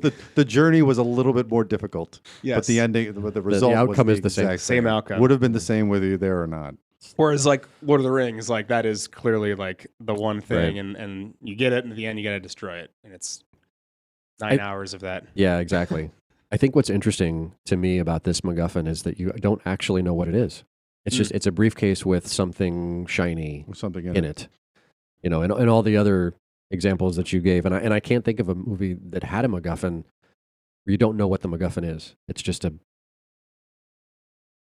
it's something that's valuable to Marcellus Wallace, whatever that thing happens to be. Yep. Infinitely valuable to him. Indeed. Do we want to? Let's just have that conversation. Have that conversation now. We can have it. What do we think is in there? I can tell you what Tarantino has come out and said. He has actually said that it is not Marcellus Wallace's soul, and it is not something like that. It is. He doesn't necessarily tell you what the answer is, but he has said no, I don't think it's those things. But he's also saying I don't think. It's not necessarily it's okay for you to interpret it what you think it might be. And I think I saw another quote he from even him. know? Well, that's the thing is I think I saw another quote from him that basically says you pick, you decide, right, Mr. Audience person. I think that was the question of is this actually some supernatural thing? And he's I don't think it is, but if you think it is, cool. You interpret it. So let's interpret it. Yeah. Right. That's what I thought it was for a very long time. I thought it was his soul. And I also thought because he had the Band-Aid on the back of his head, there's something going on there. And the combination to the lock is 666. There's that right? as well. Could be. And if he's buying his soul back, it's certainly not going to be from, that's who it's going to be from, given his chosen profession and lifestyle. Right. Yeah. Apparently Ving Rhames just had a cut in the back of his head, and they decided just to keep that in, film it like that. It worked. I like it. Adds to the speculation. It sure does. Yeah. I mean, some other options that it could be. Obviously, it could just be just a shit ton of gold. Yep. And that's it is a pretty shiny. easy one. Yeah. It's very shiny and bright. Reflective. Yeah, Yeah, but that just doesn't track. Gold, it could. So it could be because wasn't the MacGuffin in Reservoir Dogs a briefcase full of gold? I don't know. I think it was. It could be a carryover, or a hint at a carryover. Mm-hmm. There's a lot of crossover, There were a couple of them. Yeah. Okay, so we got souls, we got gold. Is there a third option on the table? Just a yellow light bulb. Yeah, just a bright ass yellow light bulb. 1994 could have been the first halogen light bulb. Yeah, first halogen light bulb. I think that's probably the winner. All right, we don't have to. We don't have to keep litigating was that. It from? What was it from Twins? The rocket engine. Yeah, it was a fucking gold. It was an engine that was made out of entirely of gold. There you go. Oh yeah. I like that answer. That's a better answer. And there is a Jules and Vincent in that movie too. Oh, there you go. We solved it. That must be it. All right. Is it the gold-plated microchip that powers the rocket ship? There you go. Oh my God. All right. Peak of the Mountain for Travolta. I think this is tough. Saturday Night Fever he does in 1977. He was nominated for Best Actor. It's basically it was his first thing. Grease in 78, Urban Cowboy in 80, Look Who's Talking is in 89, so here's that big gap, and then this is in 94. Then he rattles off a ton. Get Shorty 95, Broken Arrow 96, Phenomenon 96, Michael 96, Face Off 97, Primary Colors 98, A Thin Red Line 98, Civil Action 98, and then he once again Primary Colors was good. Primary Colors was good. That was good. But let's not He forget played that Bill Clinton. but then he But he got- wasn't Bill Yeah, Clinton. he plays He Bill was- Clinton, he's but he's really not good. actually Bill Clinton. He's Yeah. really good at quote Bill Clinton in Yeah. that movie. No, he's really Oh good. yeah. But it's not Bill Clinton. No, it's not. Some other senator from or governor from Arkansas, who fucks around on his wife. who becomes president. Wildly charismatic. John Travolta also does Battlefield Earth. in Oh my 2000, God, which I I think love- marks the end of his God, I his love it. pop culture career. Wow. Yes. All right, so that's not it. I think he's kind of got like. I mean, I don't know how you can say this. This is so fascinating because like you almost want to say his peak is the first thing he's done. It's definitely his most critically acclaimed role in Saturday Night Fever, right? Mm-hmm. I mean, he's nominated for Best Actor. That's pretty amazing. Nominated for Best Actor for this.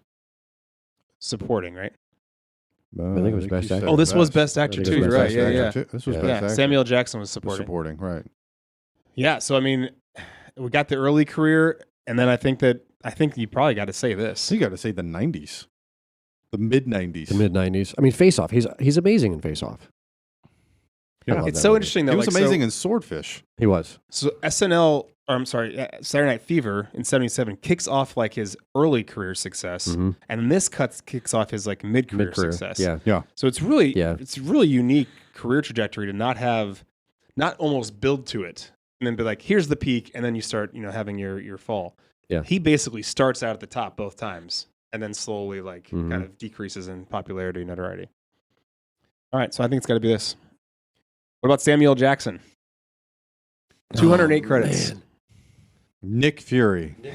I'm just kidding. No, but I I mean, don't you think can't- you're wrong. You can't argue it. Also, there's a callback here to in Avengers or whichever one it is. I can't remember the one where Fury fakes his own death. Oh, that's Winter Soldier. That Was is it Winter Soldier? Yeah. Yeah, that's on Winter the Soldier. tombstone, it's Ezekiel 25:17 is etched That's on right. on his tombstone. Hey, come on. Well, let's rattle off some of his credits before we probably give it to Nick Fury, or maybe even this. Coming to America in '88, that's kind of the big thing. And then he's got a pretty good part in Goodfellas. He's the driver in 1990. And then he's in Loaded Weapon 1 in '93. You got anything smaller? Emilio.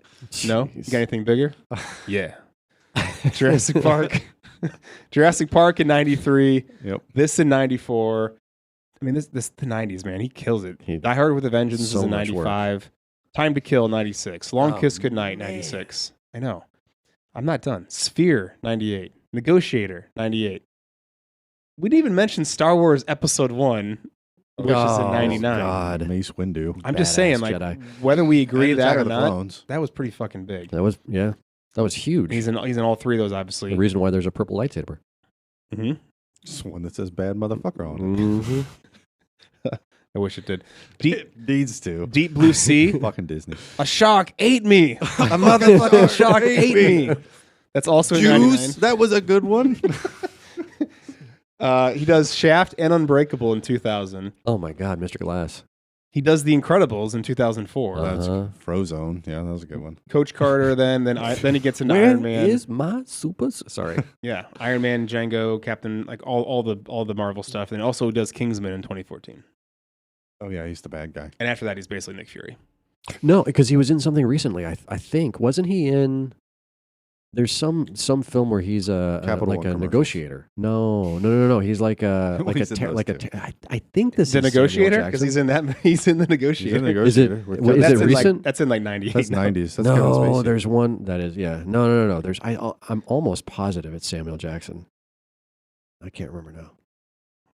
Well, I mean, most of it, Anyway. most of his filmography in the last 10 years have been Marvel stuff. Snakes on a Plane. He's in Snakes of the He's Plane. in Snakes on the Plane. He's in Argyle, Yeah, which I like. that Argyle. actually was fun. That was not a terrible movie. The And he- Hitman's Wife's Bodyguard. Is that what you're talking about? Yeah, with Ryan Reynolds. Yeah, yep. He also, he Well, it was Or it's the Hitman's Bodyguard. The Hitman's Bodyguard. Because that was the better of because he's the one, and then the Hitman's Wife's Bodyguard. He's in that one too with Selma Hayek. With Selma Hayek. Okay. Well, having said that, I think that his peak has probably got to be. The 90s. Well, I hate to say that it's like that. It is okay. It depends on the age that you ask, right? If you ask anyone that's maybe under the age of 30, It's Nick Fury. they're going to say Nick Fury. But if you ask anyone who's not that young or knows anything about movies, especially in the 90s and the 80s, I think it's got to be like that mid 90 area. Like I'd say like A Time to Kill, like Die Hard with a Vengeance time. Yeah. And then he hits Star Wars like that. This is the ramp up to basically like big IP like Star Wars. Right. And eventually Marvel, which again is the same thing, gigantic IP. Right. Yeah. Okay, so let's say 94, 95, 96. Like that's a pretty good time. Personally, I think if you're going with like what he's the best in, he is fucking so good in A Time to Kill. Yes, he is. He is. So that would be my Very personal good. vote. Let's see. Let's do Bruce Willis next. Peak. He had an awesome career in the 90s for sure. Starts out with Moonlighting from 85 to 89. He does Die Hard in 88, Hudson Hawk in 91, and The Last Boy Scout in 91. I think those are kind of in the same category. Jana's favorite movie that he's ever done is Death Becomes Her, which was in 92. That's a good one. Oh, that's a good one. Funny. Die Hard with a Vengeance, also with Samuel in 95. Also does 12 Monkeys in 95. 97, he does Fifth Element and The Jackal. 98, he does Armageddon. 99 is Sixth Sense. Unbreakable is 2000, and so is the whole 9 Yards. It's kind of a tough... Probably late 90s. Late 90s. Because it's late 90s, early Armageddon, aughts. it's Sixth Sense. Sixth Sense. I think he's giant those two. in Die Hard, but I think Die Hard with a Vengeance was even bigger, like movie box office wise. And from there, he's like full blown action star. Yeah. Again, Jackal, Yeah. Fifth Element, Yeah. 12 Monkeys, like Yeah. you guys, Armageddon. I mean, Armageddon might actually be the right answer. I think Armageddon. Armageddon. What was Armageddon was what? 98. And then what else was 98, 99? Sixth Sense is a 99. I'd say. I think Well, Armageddon is like I think peak. those two. Yeah. Yeah. Because it shows both sides. Yeah. Fair. It hurts to not say the Fifth Element, but It hurts not to. Well, that's my favorite I love of that all of his I movies. love that film. Well, I can't. Die Hard's fantastic, but I love the Fifth Element. so the last peak I've got is Tarantino.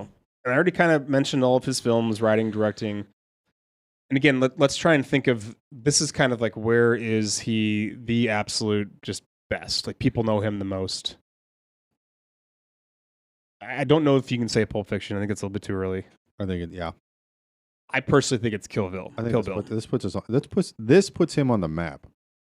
True. And I think the Kill Bill Volume 1 and Volume 2, the fact that he made both those movies kind of like back to back, and the amount of money that it drew, I don't know. I just think Kill Bill's got to be it for me. I could go with that. I mean, Pulp Fiction for sure put him on the map, and it was the first like non-art housey indie type film that he did. I mean, granted, he made it for what was it, $8 million? Yeah. So it's not like he 5 of that was for actor salaries. right. But yeah, I think going from here to Kill Bill and just up from there, and budgets only got bigger after that for him. I'd love to see him get small again. That'd be fun. That would be cool for number 10. Yeah. I just Shrink it back down. I just hope he doesn't stop at 10. But we'll see. Yeah. Quote the Raven. So let's rattle off some quotes. I know it's going to be hard because we've already said a bunch of them. I'll start out with one that I thought was kind of one I didn't remember from the film, but I found it very, I don't know, I thought it was a great quote.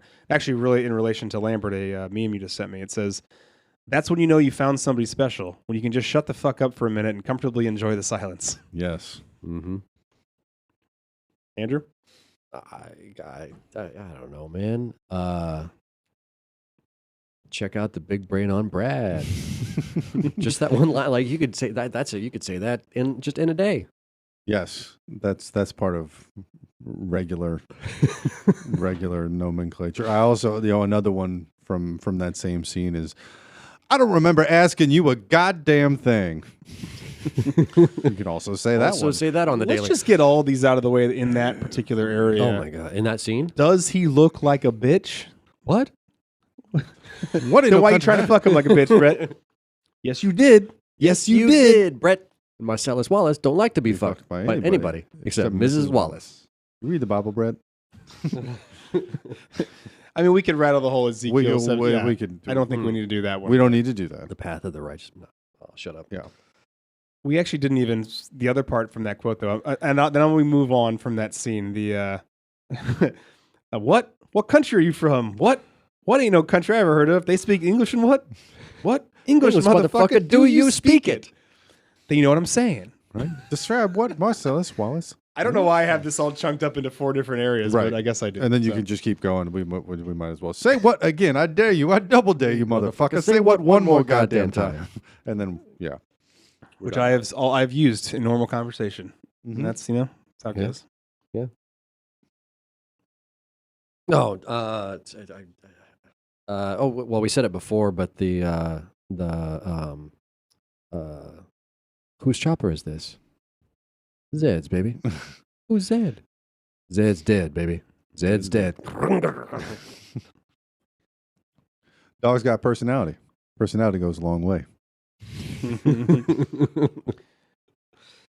I don't know if I need to do this entire quote, but it's when Jules is yelling at Vincent while they're cleaning up the brain detail. Oh, I had that whole thing written down. I memorized the whole thing. You wanted to say it then? Sure. Oh, you ready to blow? Well, I'm a mushroom cloud laying motherfucker. Every time my fingers touch brain, I'm Superfly TNT. I'm the guns of the Navarone. In fact, what the fuck am I doing in the back? You, the motherfucker, should be on braid detail. We fucking switching. I'm washing the windows, and you putting up, and I'm just going to stop right there. Yeah. We fucking you guys can't see it because we're only on audio. I'm dying. I'm literally sitting over here dying. I didn't need to read that it's either. Just so, it's just so good. And again, it's all Sam Jackson. I got a non-Sam Jackson one. Go for it. If I'm curt with you, it's because time is a factor. I think fast or talk fast. I need you guys to act fast if you want to get out of this. So pretty please, with sugar on top. Clean the fucking car. That's the wolf, by the way. That is the wolf. I mean, another daily quote when Vincent's on the phone with Lance driving Mia over, and are you on a cell phone? Crank collar. And you bite the bullet, and you call a hospital. You go to the hospital, and you call a lawyer. Negative. We already mentioned the Marcellus one, but I do think the quote is really good. The night of the fight, you may feel a slight sting. That's pride. Fuck with you. Fuck pride. Pride only hurts. I wrote down fuck pride. Fuck pride, yeah. You said the Trudy one already. Let's repeat it again. Which one's Trudy? She's the one with all the shit in her face?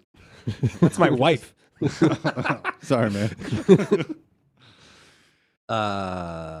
I mean, the $5 shake, you don't put any bourbon in it or nothing. Yeah. I mean, again. Everything that Christopher Walken says, that entire quote, we don't need to say it all. We probably can't say a lot of it. We probably can't. Frankly, there are not a lot of quotes in this movie that we can say. At least 3 white guys can say. Yeah, there are definitely a few that we're doing our best. Yeah. But I do want to say the other one from I love how much they love Jimmy's coffee beans. Like that. I think we missed that part. That part, and everyone, and the best satisfied with some freeze dried tasted choice. That's what. Jules says, but he springs this serious gourmet shit on us. What flavor is this? But the best part is not that. It's the no quote. It's when Harvey Keitel takes a drink and turns around and just goes, just nods his head back to the fucking coffee again. Back to the coffee. The quality of the coffee. And in the zeitgeist in the early 90s, right, good coffee wasn't a thing. It's not like you could go to the grocery store and there was an aisle of craft fucking roasted coffee, whatever. Like it was Folgers or it was Maxwell House, and that was it. So like good coffee was rare. Right. It's just so funny how much they lead into it. All right, any other quotes? I've got a couple more, but I can go. So when he's with Lance and they're talking about like the Pepsi, the Tasters Challenge of the heroin between Amsterdam and like what he has, and again, this is that's a bold statement. Mm-hmm. I almost forgot one of my favorite ones, which was going to be the opener, but you guys vetoed it. Jimmy says, "I can't believe this is the same car," and the wolf says, "Well, let's not suck in each other's dicks and fight." Any more? I mean, we could quote the whole movie, but John, you go on. Well, if you've got one, go. No, you're good. So it's from it's the scene that I chose was my favorite, and it says, and he goes on this whole it's a whole rant, but I'll just quote the end. It said, "The truth is, you're the weak, and I'm the tyranny of evil men. But I'm trying, Ringo. I'm trying real hard to be the shepherd." You said that really well. It's a much more calm version. It's a very calm version. Which I'm not sure which one's more intimidating and scary than angry Samuel or. And he was very calm in that whole scene. Collected. Yeah. He's normally like you be Zen. dead as fried chicken. You caught me in the transition period. Now I don't want to hurt you. I want to help you. All right. I'll be like Cain. Oh my Just God! walk Walk the the earth. Got any more? Lambert, it's all you now, John. No, John, you're up. Same scene. If my answers frighten you, Vincent, then you should cease asking scary questions. And then sewer rat may taste like pumpkin pie, but I'll never know because I won't eat the filthy motherfuckers. Yeah, that whole pork. The pork thing. scene. The pork like scene. I can't have Bacon a conversation. tastes good. Can't have a Pork tastes conversation good. with our brother at breakfast and not say something about pork. Right. Because I'm making bacon and Matt doesn't eat pork. So, but bacon tastes good. Pork chops taste good. That is true. All right, next category. You're canceled. What do we need to get rid of? I mean, I don't know. I don't necessarily think I had anything in particular. I mean, I just go back to the dialogue. I mean, there's definitely perhaps language you would update, get rid of, certain words. I think But I don't know if that's even. I don't know. It's such a hard line to kind of balance or traverse. the scene for me that was probably the most jarring was the scene in Jimmy's kitchen where he's using the N-word. Mm-hmm. And I even earlier in the movie when Lance uses it, or in Christopher Walken's monologue where he uses a bunch of epithets. The one with Jimmy was probably the most jarring, and I think that was the one. If you remade the movie, you'd have to tweak that one for sure.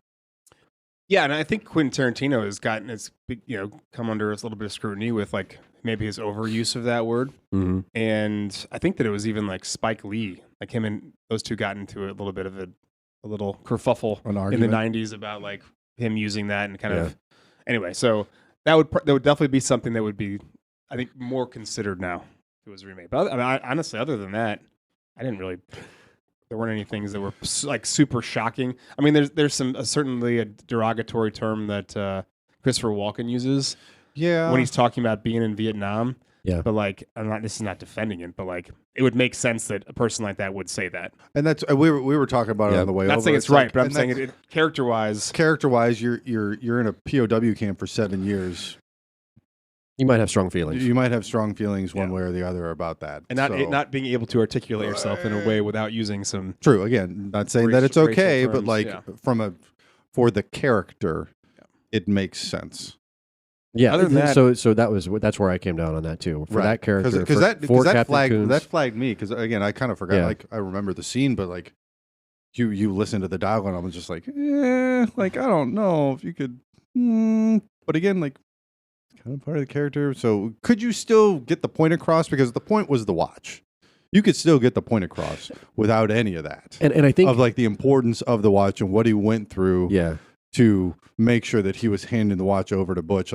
You don't need any of that. You don't need any of those terms to get your point across on how important that watch is. But I think that's all I'm saying. I think you don't. I agree you don't. But the same as we've said so much about the dialogue, it fleshes that character out just that little bit more. And so you learn a bit more about Captain Coons, other than the fact that he carried a watch up his ass for 2 years. That he took from his friend who died of dysentery. Pretty much died because he was wearing this watch died of dysentery because he was wearing up there for 5 years. Yeah. So I think we recognize the ridiculousness of some of the characters. Yes. Another Spider-Man. Again, let's do some recasting. I've got 6 characters to recast. If you have more, by all means, let's do it. 5. Only did 5. Who's your 6? Oh, the wolf. I got the wolf. Oh, you recast the wolf. I put on the wolf. How old was he? At the time, research. Harvey Keitel was 54 years old. I only have one nominee, and he's around this age. I was trying to think of someone who is cooler than everybody else in the room, who is definitely looked at as probably a wise ass, but likable. And I put RDJ. That's my recast. So that's a great one. I would actually take it a slightly different direction. I think Daniel Craig would be super fun. So we're doing the Daniel Craig from basically the Knives Out series. 100%. I think that would be great as well. because he's now he's like a wisecracking. Like, no, I think he would be really good too. John, I'll have you have to come back to me. We'll revisit the wolf. Revisit the wolf. You better think faster. McConaughey's 54. He'd have to stretch. That's why they're actors. I think we go with Daniel Craig. I think that's the winner. I think Daniel Craig's fine. Isn't Ben Affleck in his 50s? He's like 51 or 52, isn't he? He's too like physically imposing. That's true. He'd have to lose some weight. I'm just saying it's better to have like maybe a smaller guy. You're like, Yeah. what's this dude's deal? Like, oh, he Yeah. just is really the smartest. I mean, not that he did a whole lot. I mean, we could litigate that. Did the wolf really do a whole lot? Like, he disposed. Also, I don't think Ben he Affleck's disposed a of good the fit. body. He's not a He's good just fit. done this a million times, so he knows the right people and he knows what to And he do. knows how to get it Right. done. And he knows Yeah. how to get it done. And Yeah. he just But he essentially taught them how to clean a car, right? And then And then how to camouflage it. And then And, how to clean the take car, it to- clean yourselves, shut Right. the fuck up. right. You've been a county, right? right. So don't walk around in bloodstained clothing. Yeah, that is smart. Mia Wallace. Oh my God, the scene with the towel when they're washing their hands. I watched you get them wet. I was washing them. This Maybe stuff's hard to get off. Maybe I had lather. I could do a better job. Sorry. Let's recast Mia Wallace. So at the time, Uma Thurman was 24. I only need one name, but I have two. Okay, what do you got? You go first. So we talked about this. I had Zendaya, but the most obvious choice is Maya Hawke. And she's not even on my list. And she is, because she is 26. Yeah, my hockey. And she looks just like her mom. I was trying to think of someone who could be. I don't know. I think that if you think about Uma Thurman in this movie, she's very eccentric, and you're not surprised with whatever she says. Mm-hmm. You're like, this just kind of makes sense. She's maybe, I don't know if granola is the right word, but like, yeah, maybe a little bit. But also does hardcore drugs.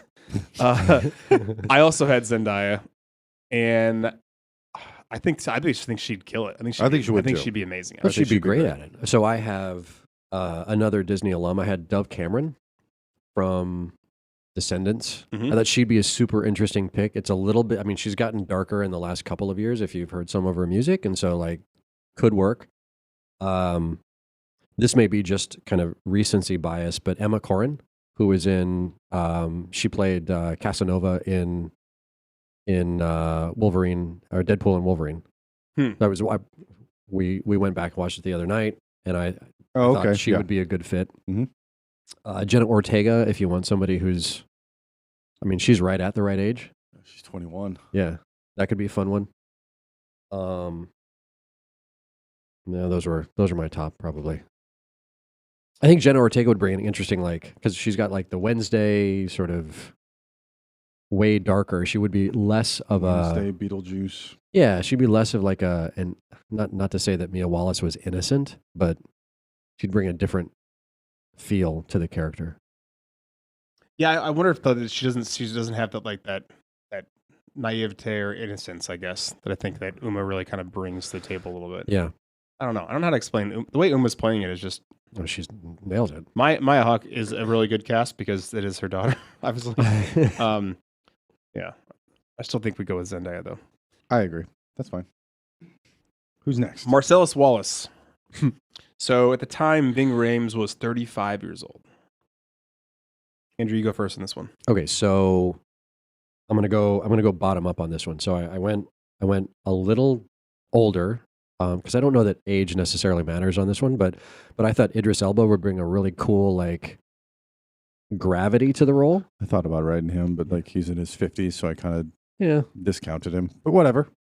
I mean, agree. he's a He looks great for gangster, how old he is. kingpin, whatever. He could be in his 50s. I'm in the middle of my Wire rewatch, so Look at you. It tracks. Nice. Okay. The other person I thought was if we want to go very different, Janelle Monáe. So she was in Hidden Figures and some other things, but I think like if you brought a female into that character, but kept it just as hard, you'd have to change the scene with Zed and Maynard. Like they'd have to take Butch because I don't know that you could do a rape scene like that with a female, but no, that wouldn't. It wouldn't work. Okay. So you'd have to tweak some of the scenes. But I think having a female like crime kingpin in the role could be super interesting. And then my last one, I fucking love this. Sam Jackson. Yeah. He's a little older, but I think that definitely works. 70s. Real full circle situation there. Yeah. I'll go next. I think Sam Jackson is really clever. And by the way, I was kind of playing around with like swapping genders, swapping races with this. So like just like always, it may depend on like who's playing different roles, if this would make sense. But for me personally, I think a really good Marcellus Wallace would be Bryan Cranston. I just think he plays that as a very he's a little bit older. He's like in his 50s, but he definitely could play Bing Rames plays it very grumpy. Mm-hmm. He's cranky. He's pissed off.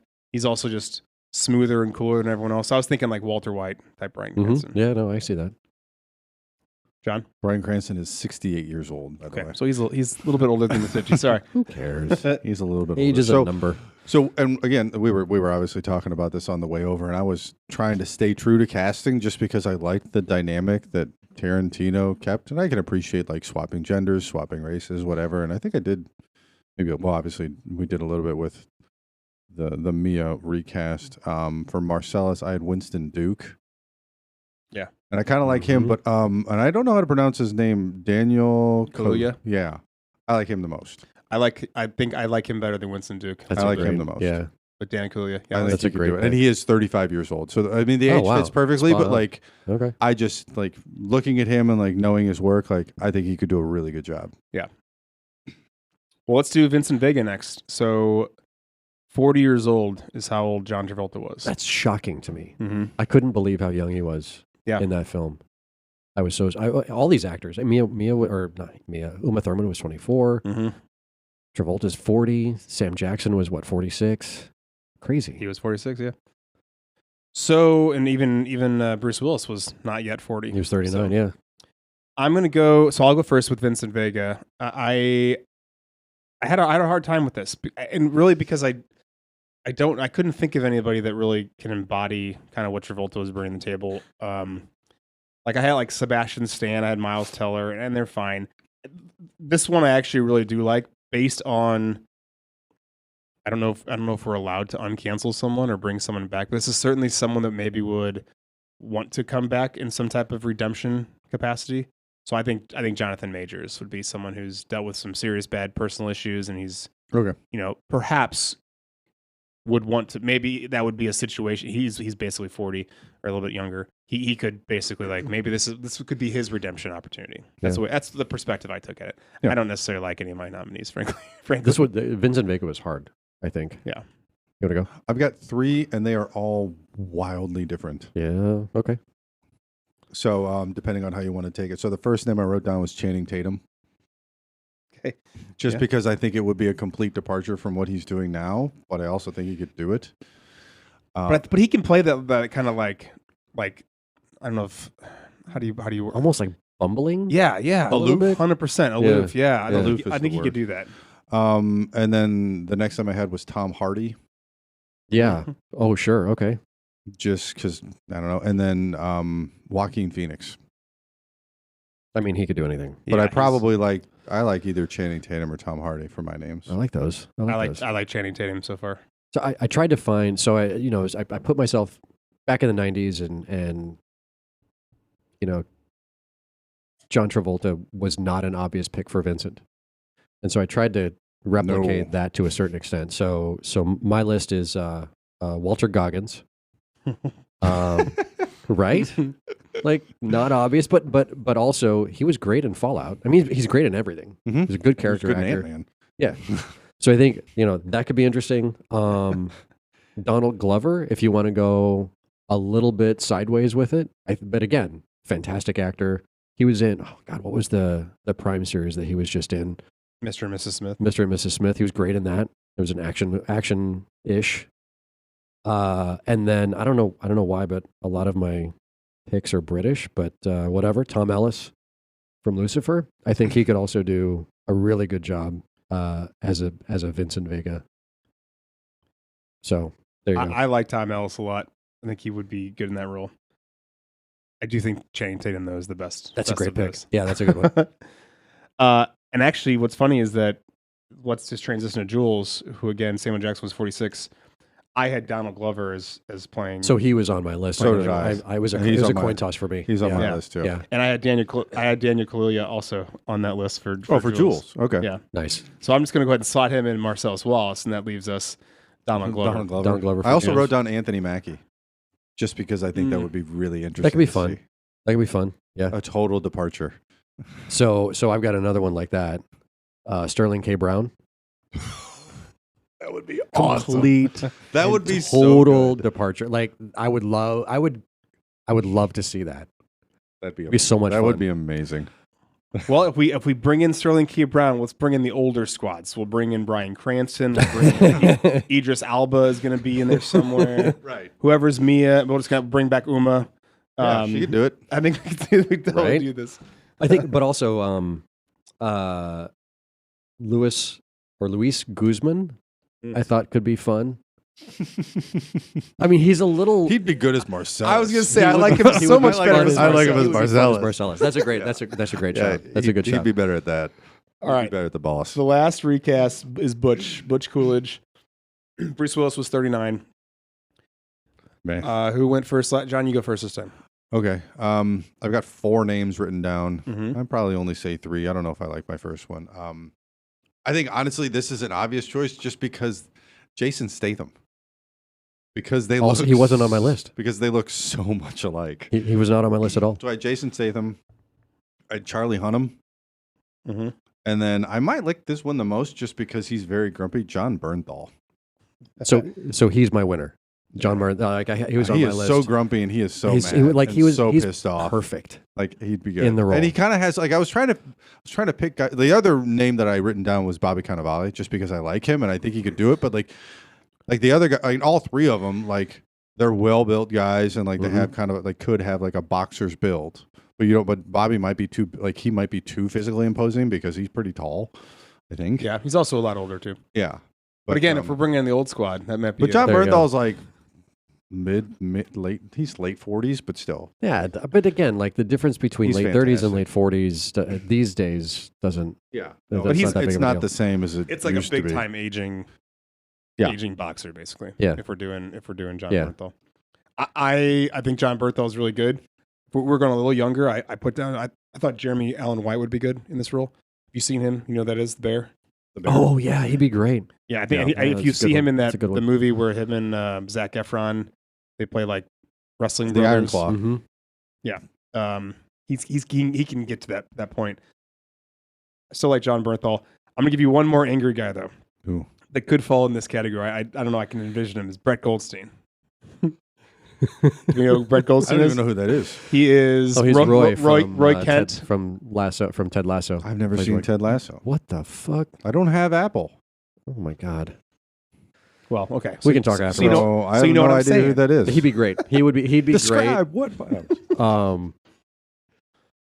We saw him So actually just side so he note, doesn't we have my we saw vote. him do stand up here at the Fox. He I know. killed it. We were there too. I was there as well. Oh, that's right. Yeah. Yeah, that was amazing. Good show. Okay. Well, I haven't said hold on. that. I've got Oh, you got one. more. I've Go got ahead. one other random. I thought Pedro Pascal. He's older, but character wise, I think he could totally pull off Butch. I don't disagree. I think Pedro Pascal can basically do anything. Yeah. He does a lot of roles where he was helmets though, so we have to maybe he's the gimp. Maybe or he's not a boxer. He's a luchador. Mm. There you go. All right, let's move on. To stream or not to stream, is this better as a TV show? I just put no. Yeah, I put. No. Yeah, That's no. easy. Tomorrow's another day. Lambert always has a very, very good story. Elaborate with this one. Didn't really have anything. Didn't have anything elaborate on this time. Okay, I was just going to go through like basically storylines. What happens next? Yeah. So first storyline, like Marcellus and Mia. I can't imagine they're staying together very much longer. No, I think eventually he finds out. So mine is he dies, and she takes over the business. Ooh, that's a good. So that's Pulp Fiction too. Yeah. Okay, I like that. one. I like that. Mm. I actually to add on to that, like what happens to Jules, and I think that he is like they bring him back from retirement. and he's got to do something. I I don't know what it is.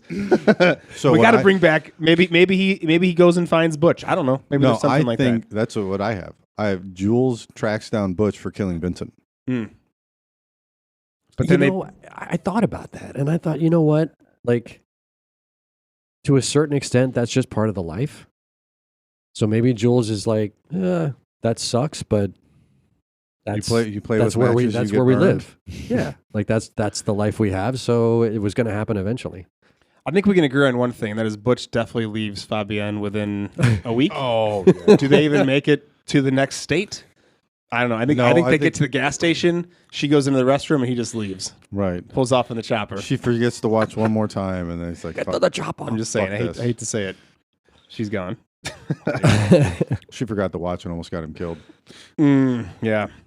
All right. Nerd facts. So this movie, the first time it played was at the Cannes Film Festival in May of 1994. It actually was at all the festivals, essentially all around the world, from Munich to Locarno, etc. And it eventually hit American shores on September 23rd, 1994 at the New York Film Festival. And believe it or not, it was actually released in South Korea, Japan, and Slovakia before it made its debut here in the U.S. Random. Super random. Slovakia. I mean, I remember Interesting seeing choice. the movie Wanted. You guys remember that movie with we were mentioning what's his name with James McAvoy. James McAvoy.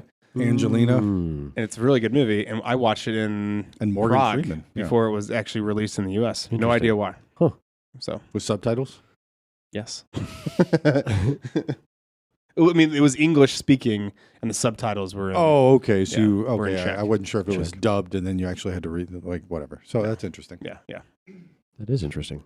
Mr. Blonde from Reservoir Dogs is Vic Vega and is the cousin of Vincent Vega.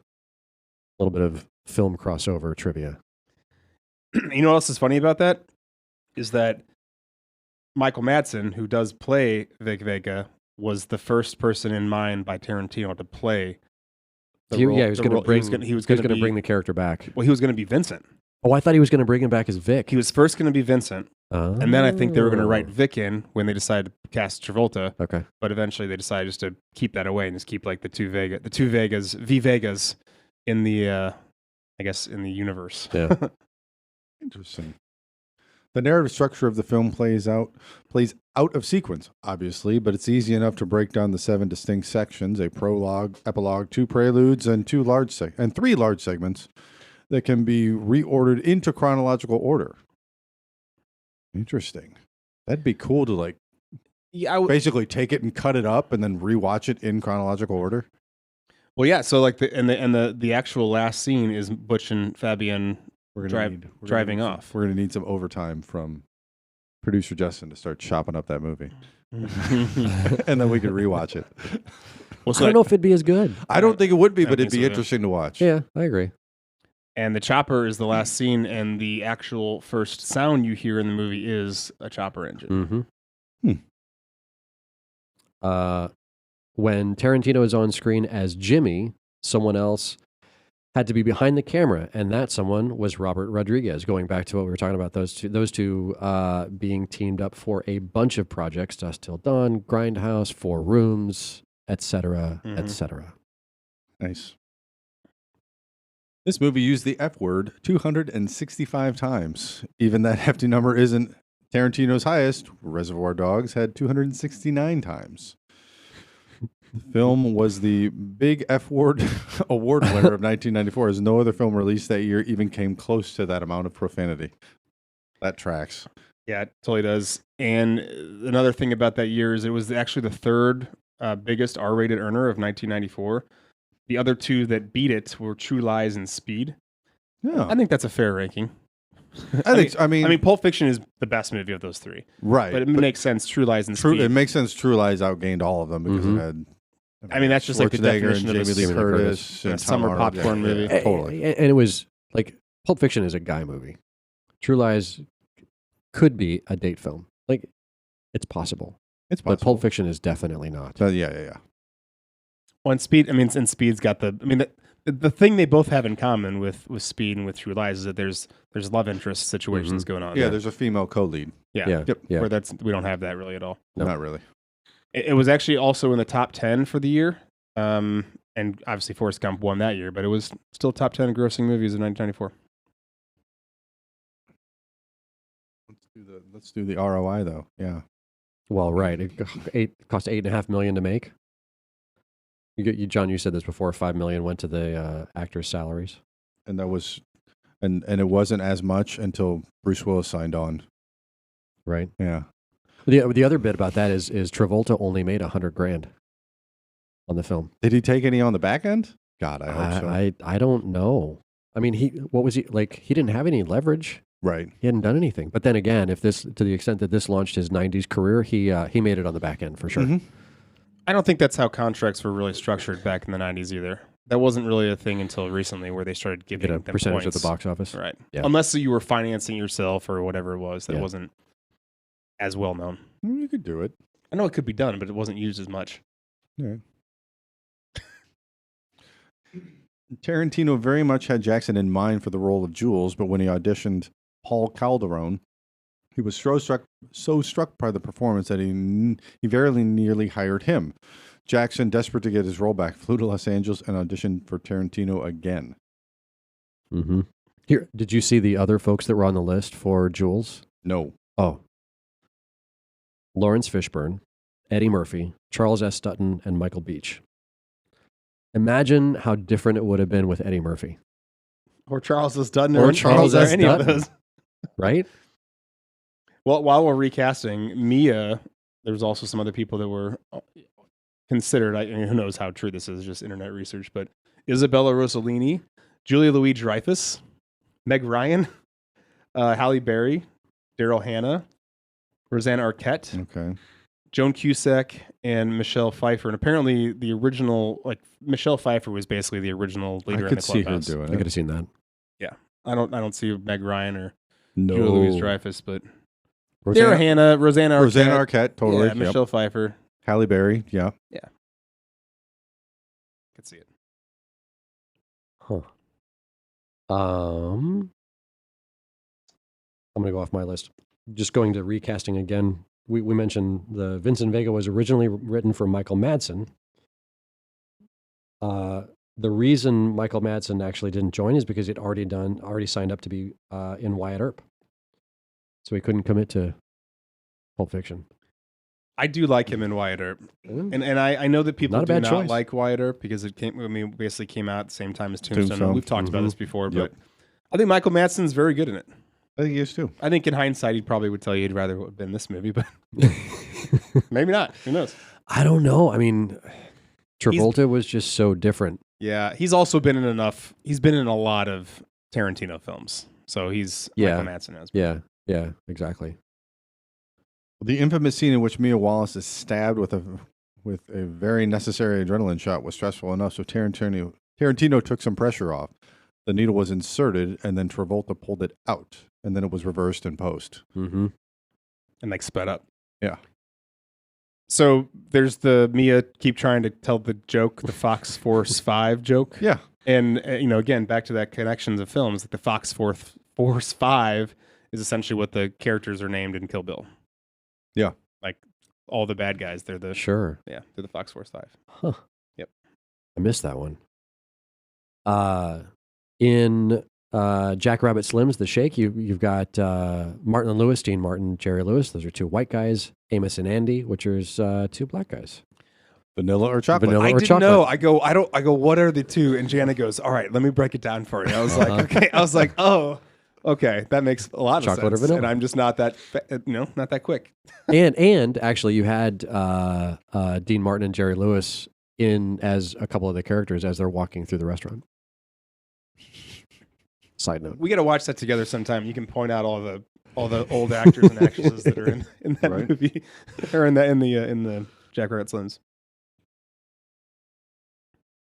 The filmmaker is an avid board game collector, which is why the film features both Operation and the Game of Life. Tarantino convinced Travolta to come on board with an all-day Welcome Back Kotter, Grease, and Saturday Night Fever board game marathon. Oh my God, that's awesome. There's so many little fun things in here. Like, so Travolta, he drives that The Malibu. the Malibu, right? Well, Mhm. apparently the Malibu actually got stolen right after the film's release. and it wasn't found for nearly 2 decades when 2 cops, just basically came upon a pair of kids stripping down an older car, and they ran the vehicle identification number, the VIN, and they found out that it was Tarantino's car. Yep. Not sure what happened to it, but can't imagine he drove it after that. Maybe. Tarantino's an eclectic guy. Eccentric. Yeah. Not eclectic. Eccentric. Both. John.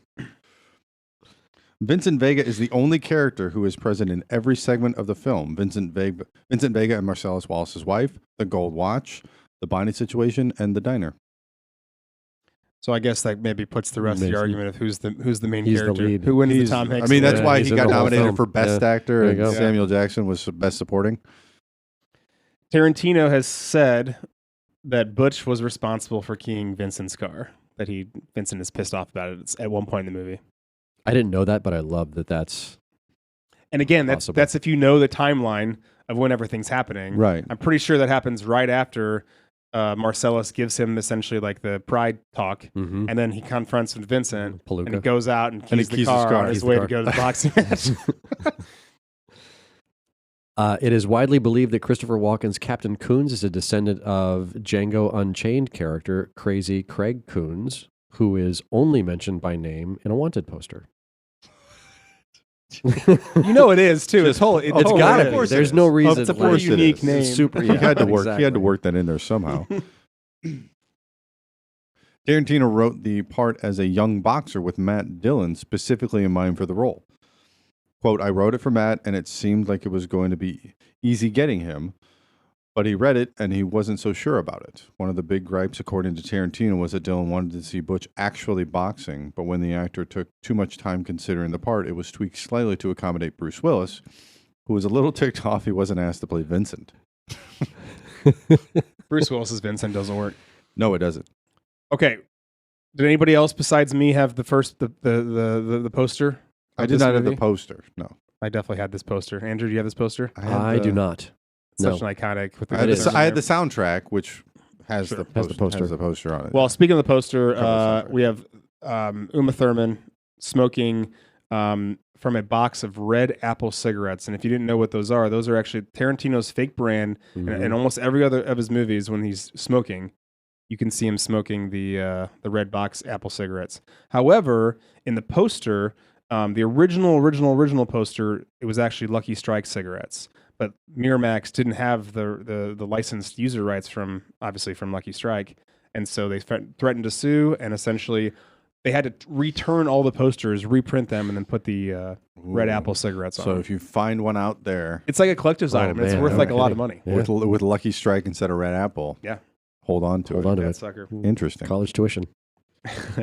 Okay, last category: inner nerd thoughts. Anything we learned, any questions we had. I have just a couple, and the first one has to do with. We can take turns if you guys have questions too, but the first one has to do with. This is Jana's question, and her question is, why does Vincent have to take out Mia again? Like, why is he having to do this? I just assumed Marcellus was out of town. So That's fine, but why are you like having an underling take out your wife? Can't she just take care of herself for a night? I don't know. like, why is that? Why is Why is that even a happening? thing? Why is it happening in the first Because place? he's very protective of her. Okay. Probably. That's kind of yeah. where we landed on. He's paying a guy to Watch her, keep her safe or which is ironic. make sure she based on what doesn't happens. get, OD on coke or whatever. So instead, she OD'd on heroin. Go out. Yeah, he doesn't want her. He doesn't want her sitting at home, left to her own devices. Maybe don't ask the guy who Because just came back from right. Amsterdam in exile. That's clearly a drug addict. I'm just saying, maybe you find a different person to watch Mia. Well, and a flip side of that is it could be a test. Mm. Mm-hmm. Could be a test for Which he Vincent. failed. Mm-hmm. Well, I mean, a test for him. Yeah. Of don't mess around with. Well, because they even joke about it at the bar. It's like, have you ever met Mia? No, and they start laughing. Yeah. Because they know what They he's know in Mia. Because they know Mia. I mean, just ask Antoine Rakihara. Right. That's true. Just saying. All right, I got one more. I got two more questions. I'll ask this first one, and then we can circle back Half around to me. Samoan. Okay, this is kind of a two-parter. What does the Gimp do like during his off time? Is he always just there? He's just No, locked he's in a suit. He's He's locked in the box. No, he's like a corporate suit guy, like downtown LA. He's just like some But he's fucking got drone. some fetish. and he's And on his days off, on his weekend, Like his clock's in. So he's like a high-priced defense attorney or something like that. Totally, 100%. Okay, so he doesn't sleep there. He spends hours there. This guy's a millionaire, but then on his off time, he lives in a box. Okay. Follow-up question, just because it's that same scene. I'm just curious. I don't know the life of the Gimp, and I'm kind of fascinated by that. After this all happens, and Bruce Willis goes upstairs, he thinks about leaving, decides a weapon to choose. What weapon are you picking in the situation? Do we think he chose wisely, or would you have picked something different? Because he ends with a sword, right? Yeah, he ends with a samurai. Katana sword. I'm not saying it's not a bad pick. Well, he has a hammer, and then he goes a baseball bat, then he goes a chainsaw, like a little mini chainsaw. But you can't use chainsaw. If that doesn't start, you're screwed. No, yeah, you're fucked. I don't know. It's a good choice. It's a good choice. It's kind of the same question between that and a baseball bat. Well, so it's the question I have whenever I watch Walking Dead, and everyone always has like their own weapon, and I'm always like, what is the better weapon of choice to have?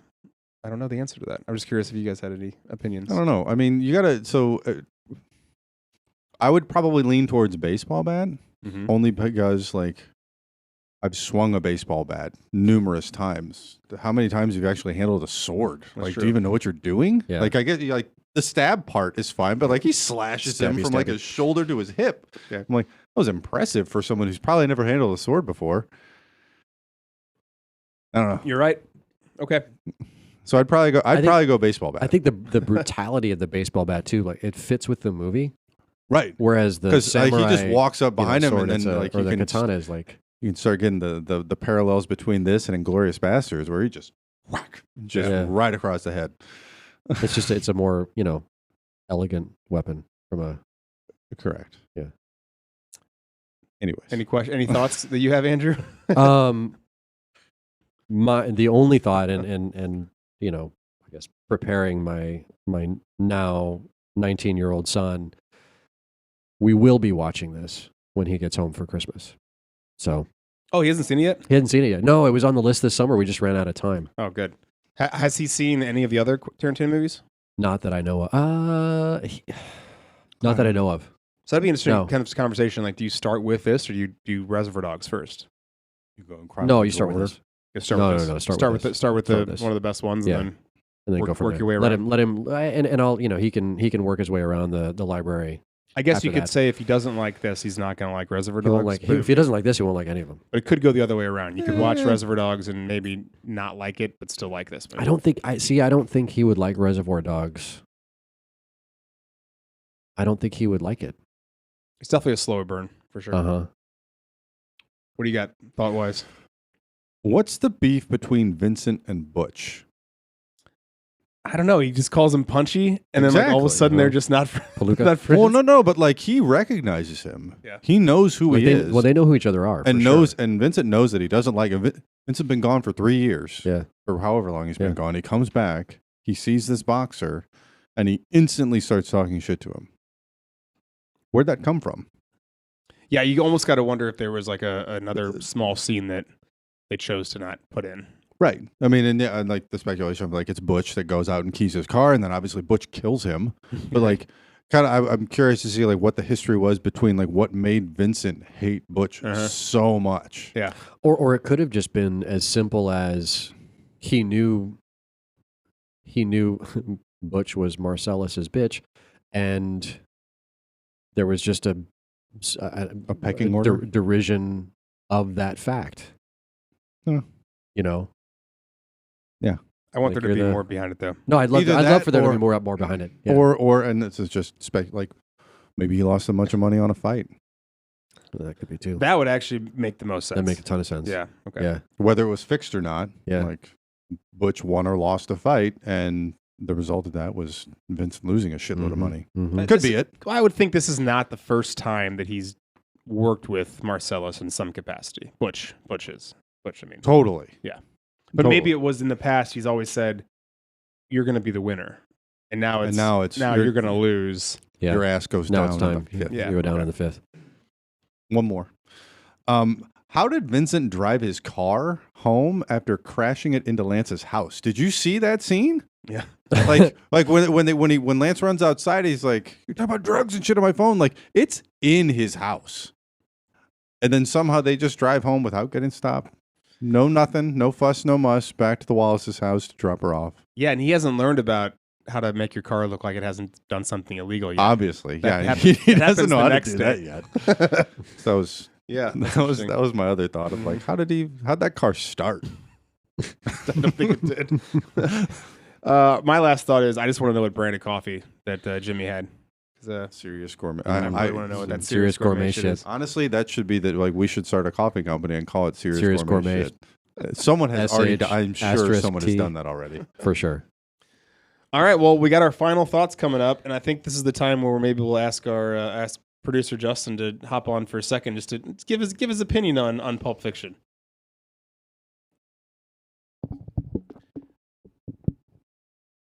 Yeah, good question.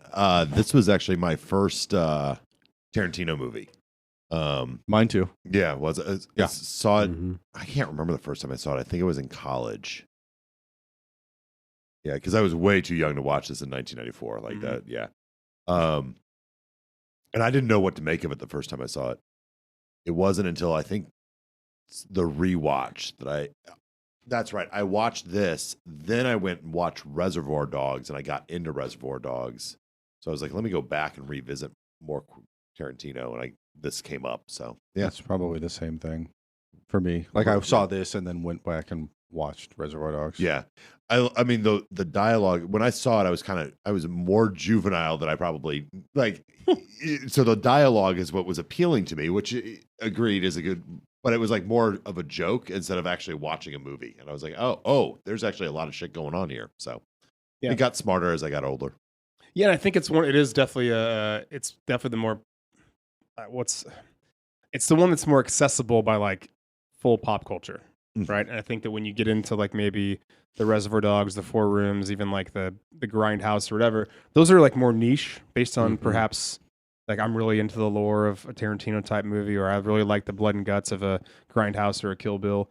They get more into like some of those like particular areas of genres, like that he's like an amazing like film critic buff, or film actor maker, whatever. Like he knows about all the different types of filmmakers in like the 30s, 40s, 50s, 60s, whatever, right?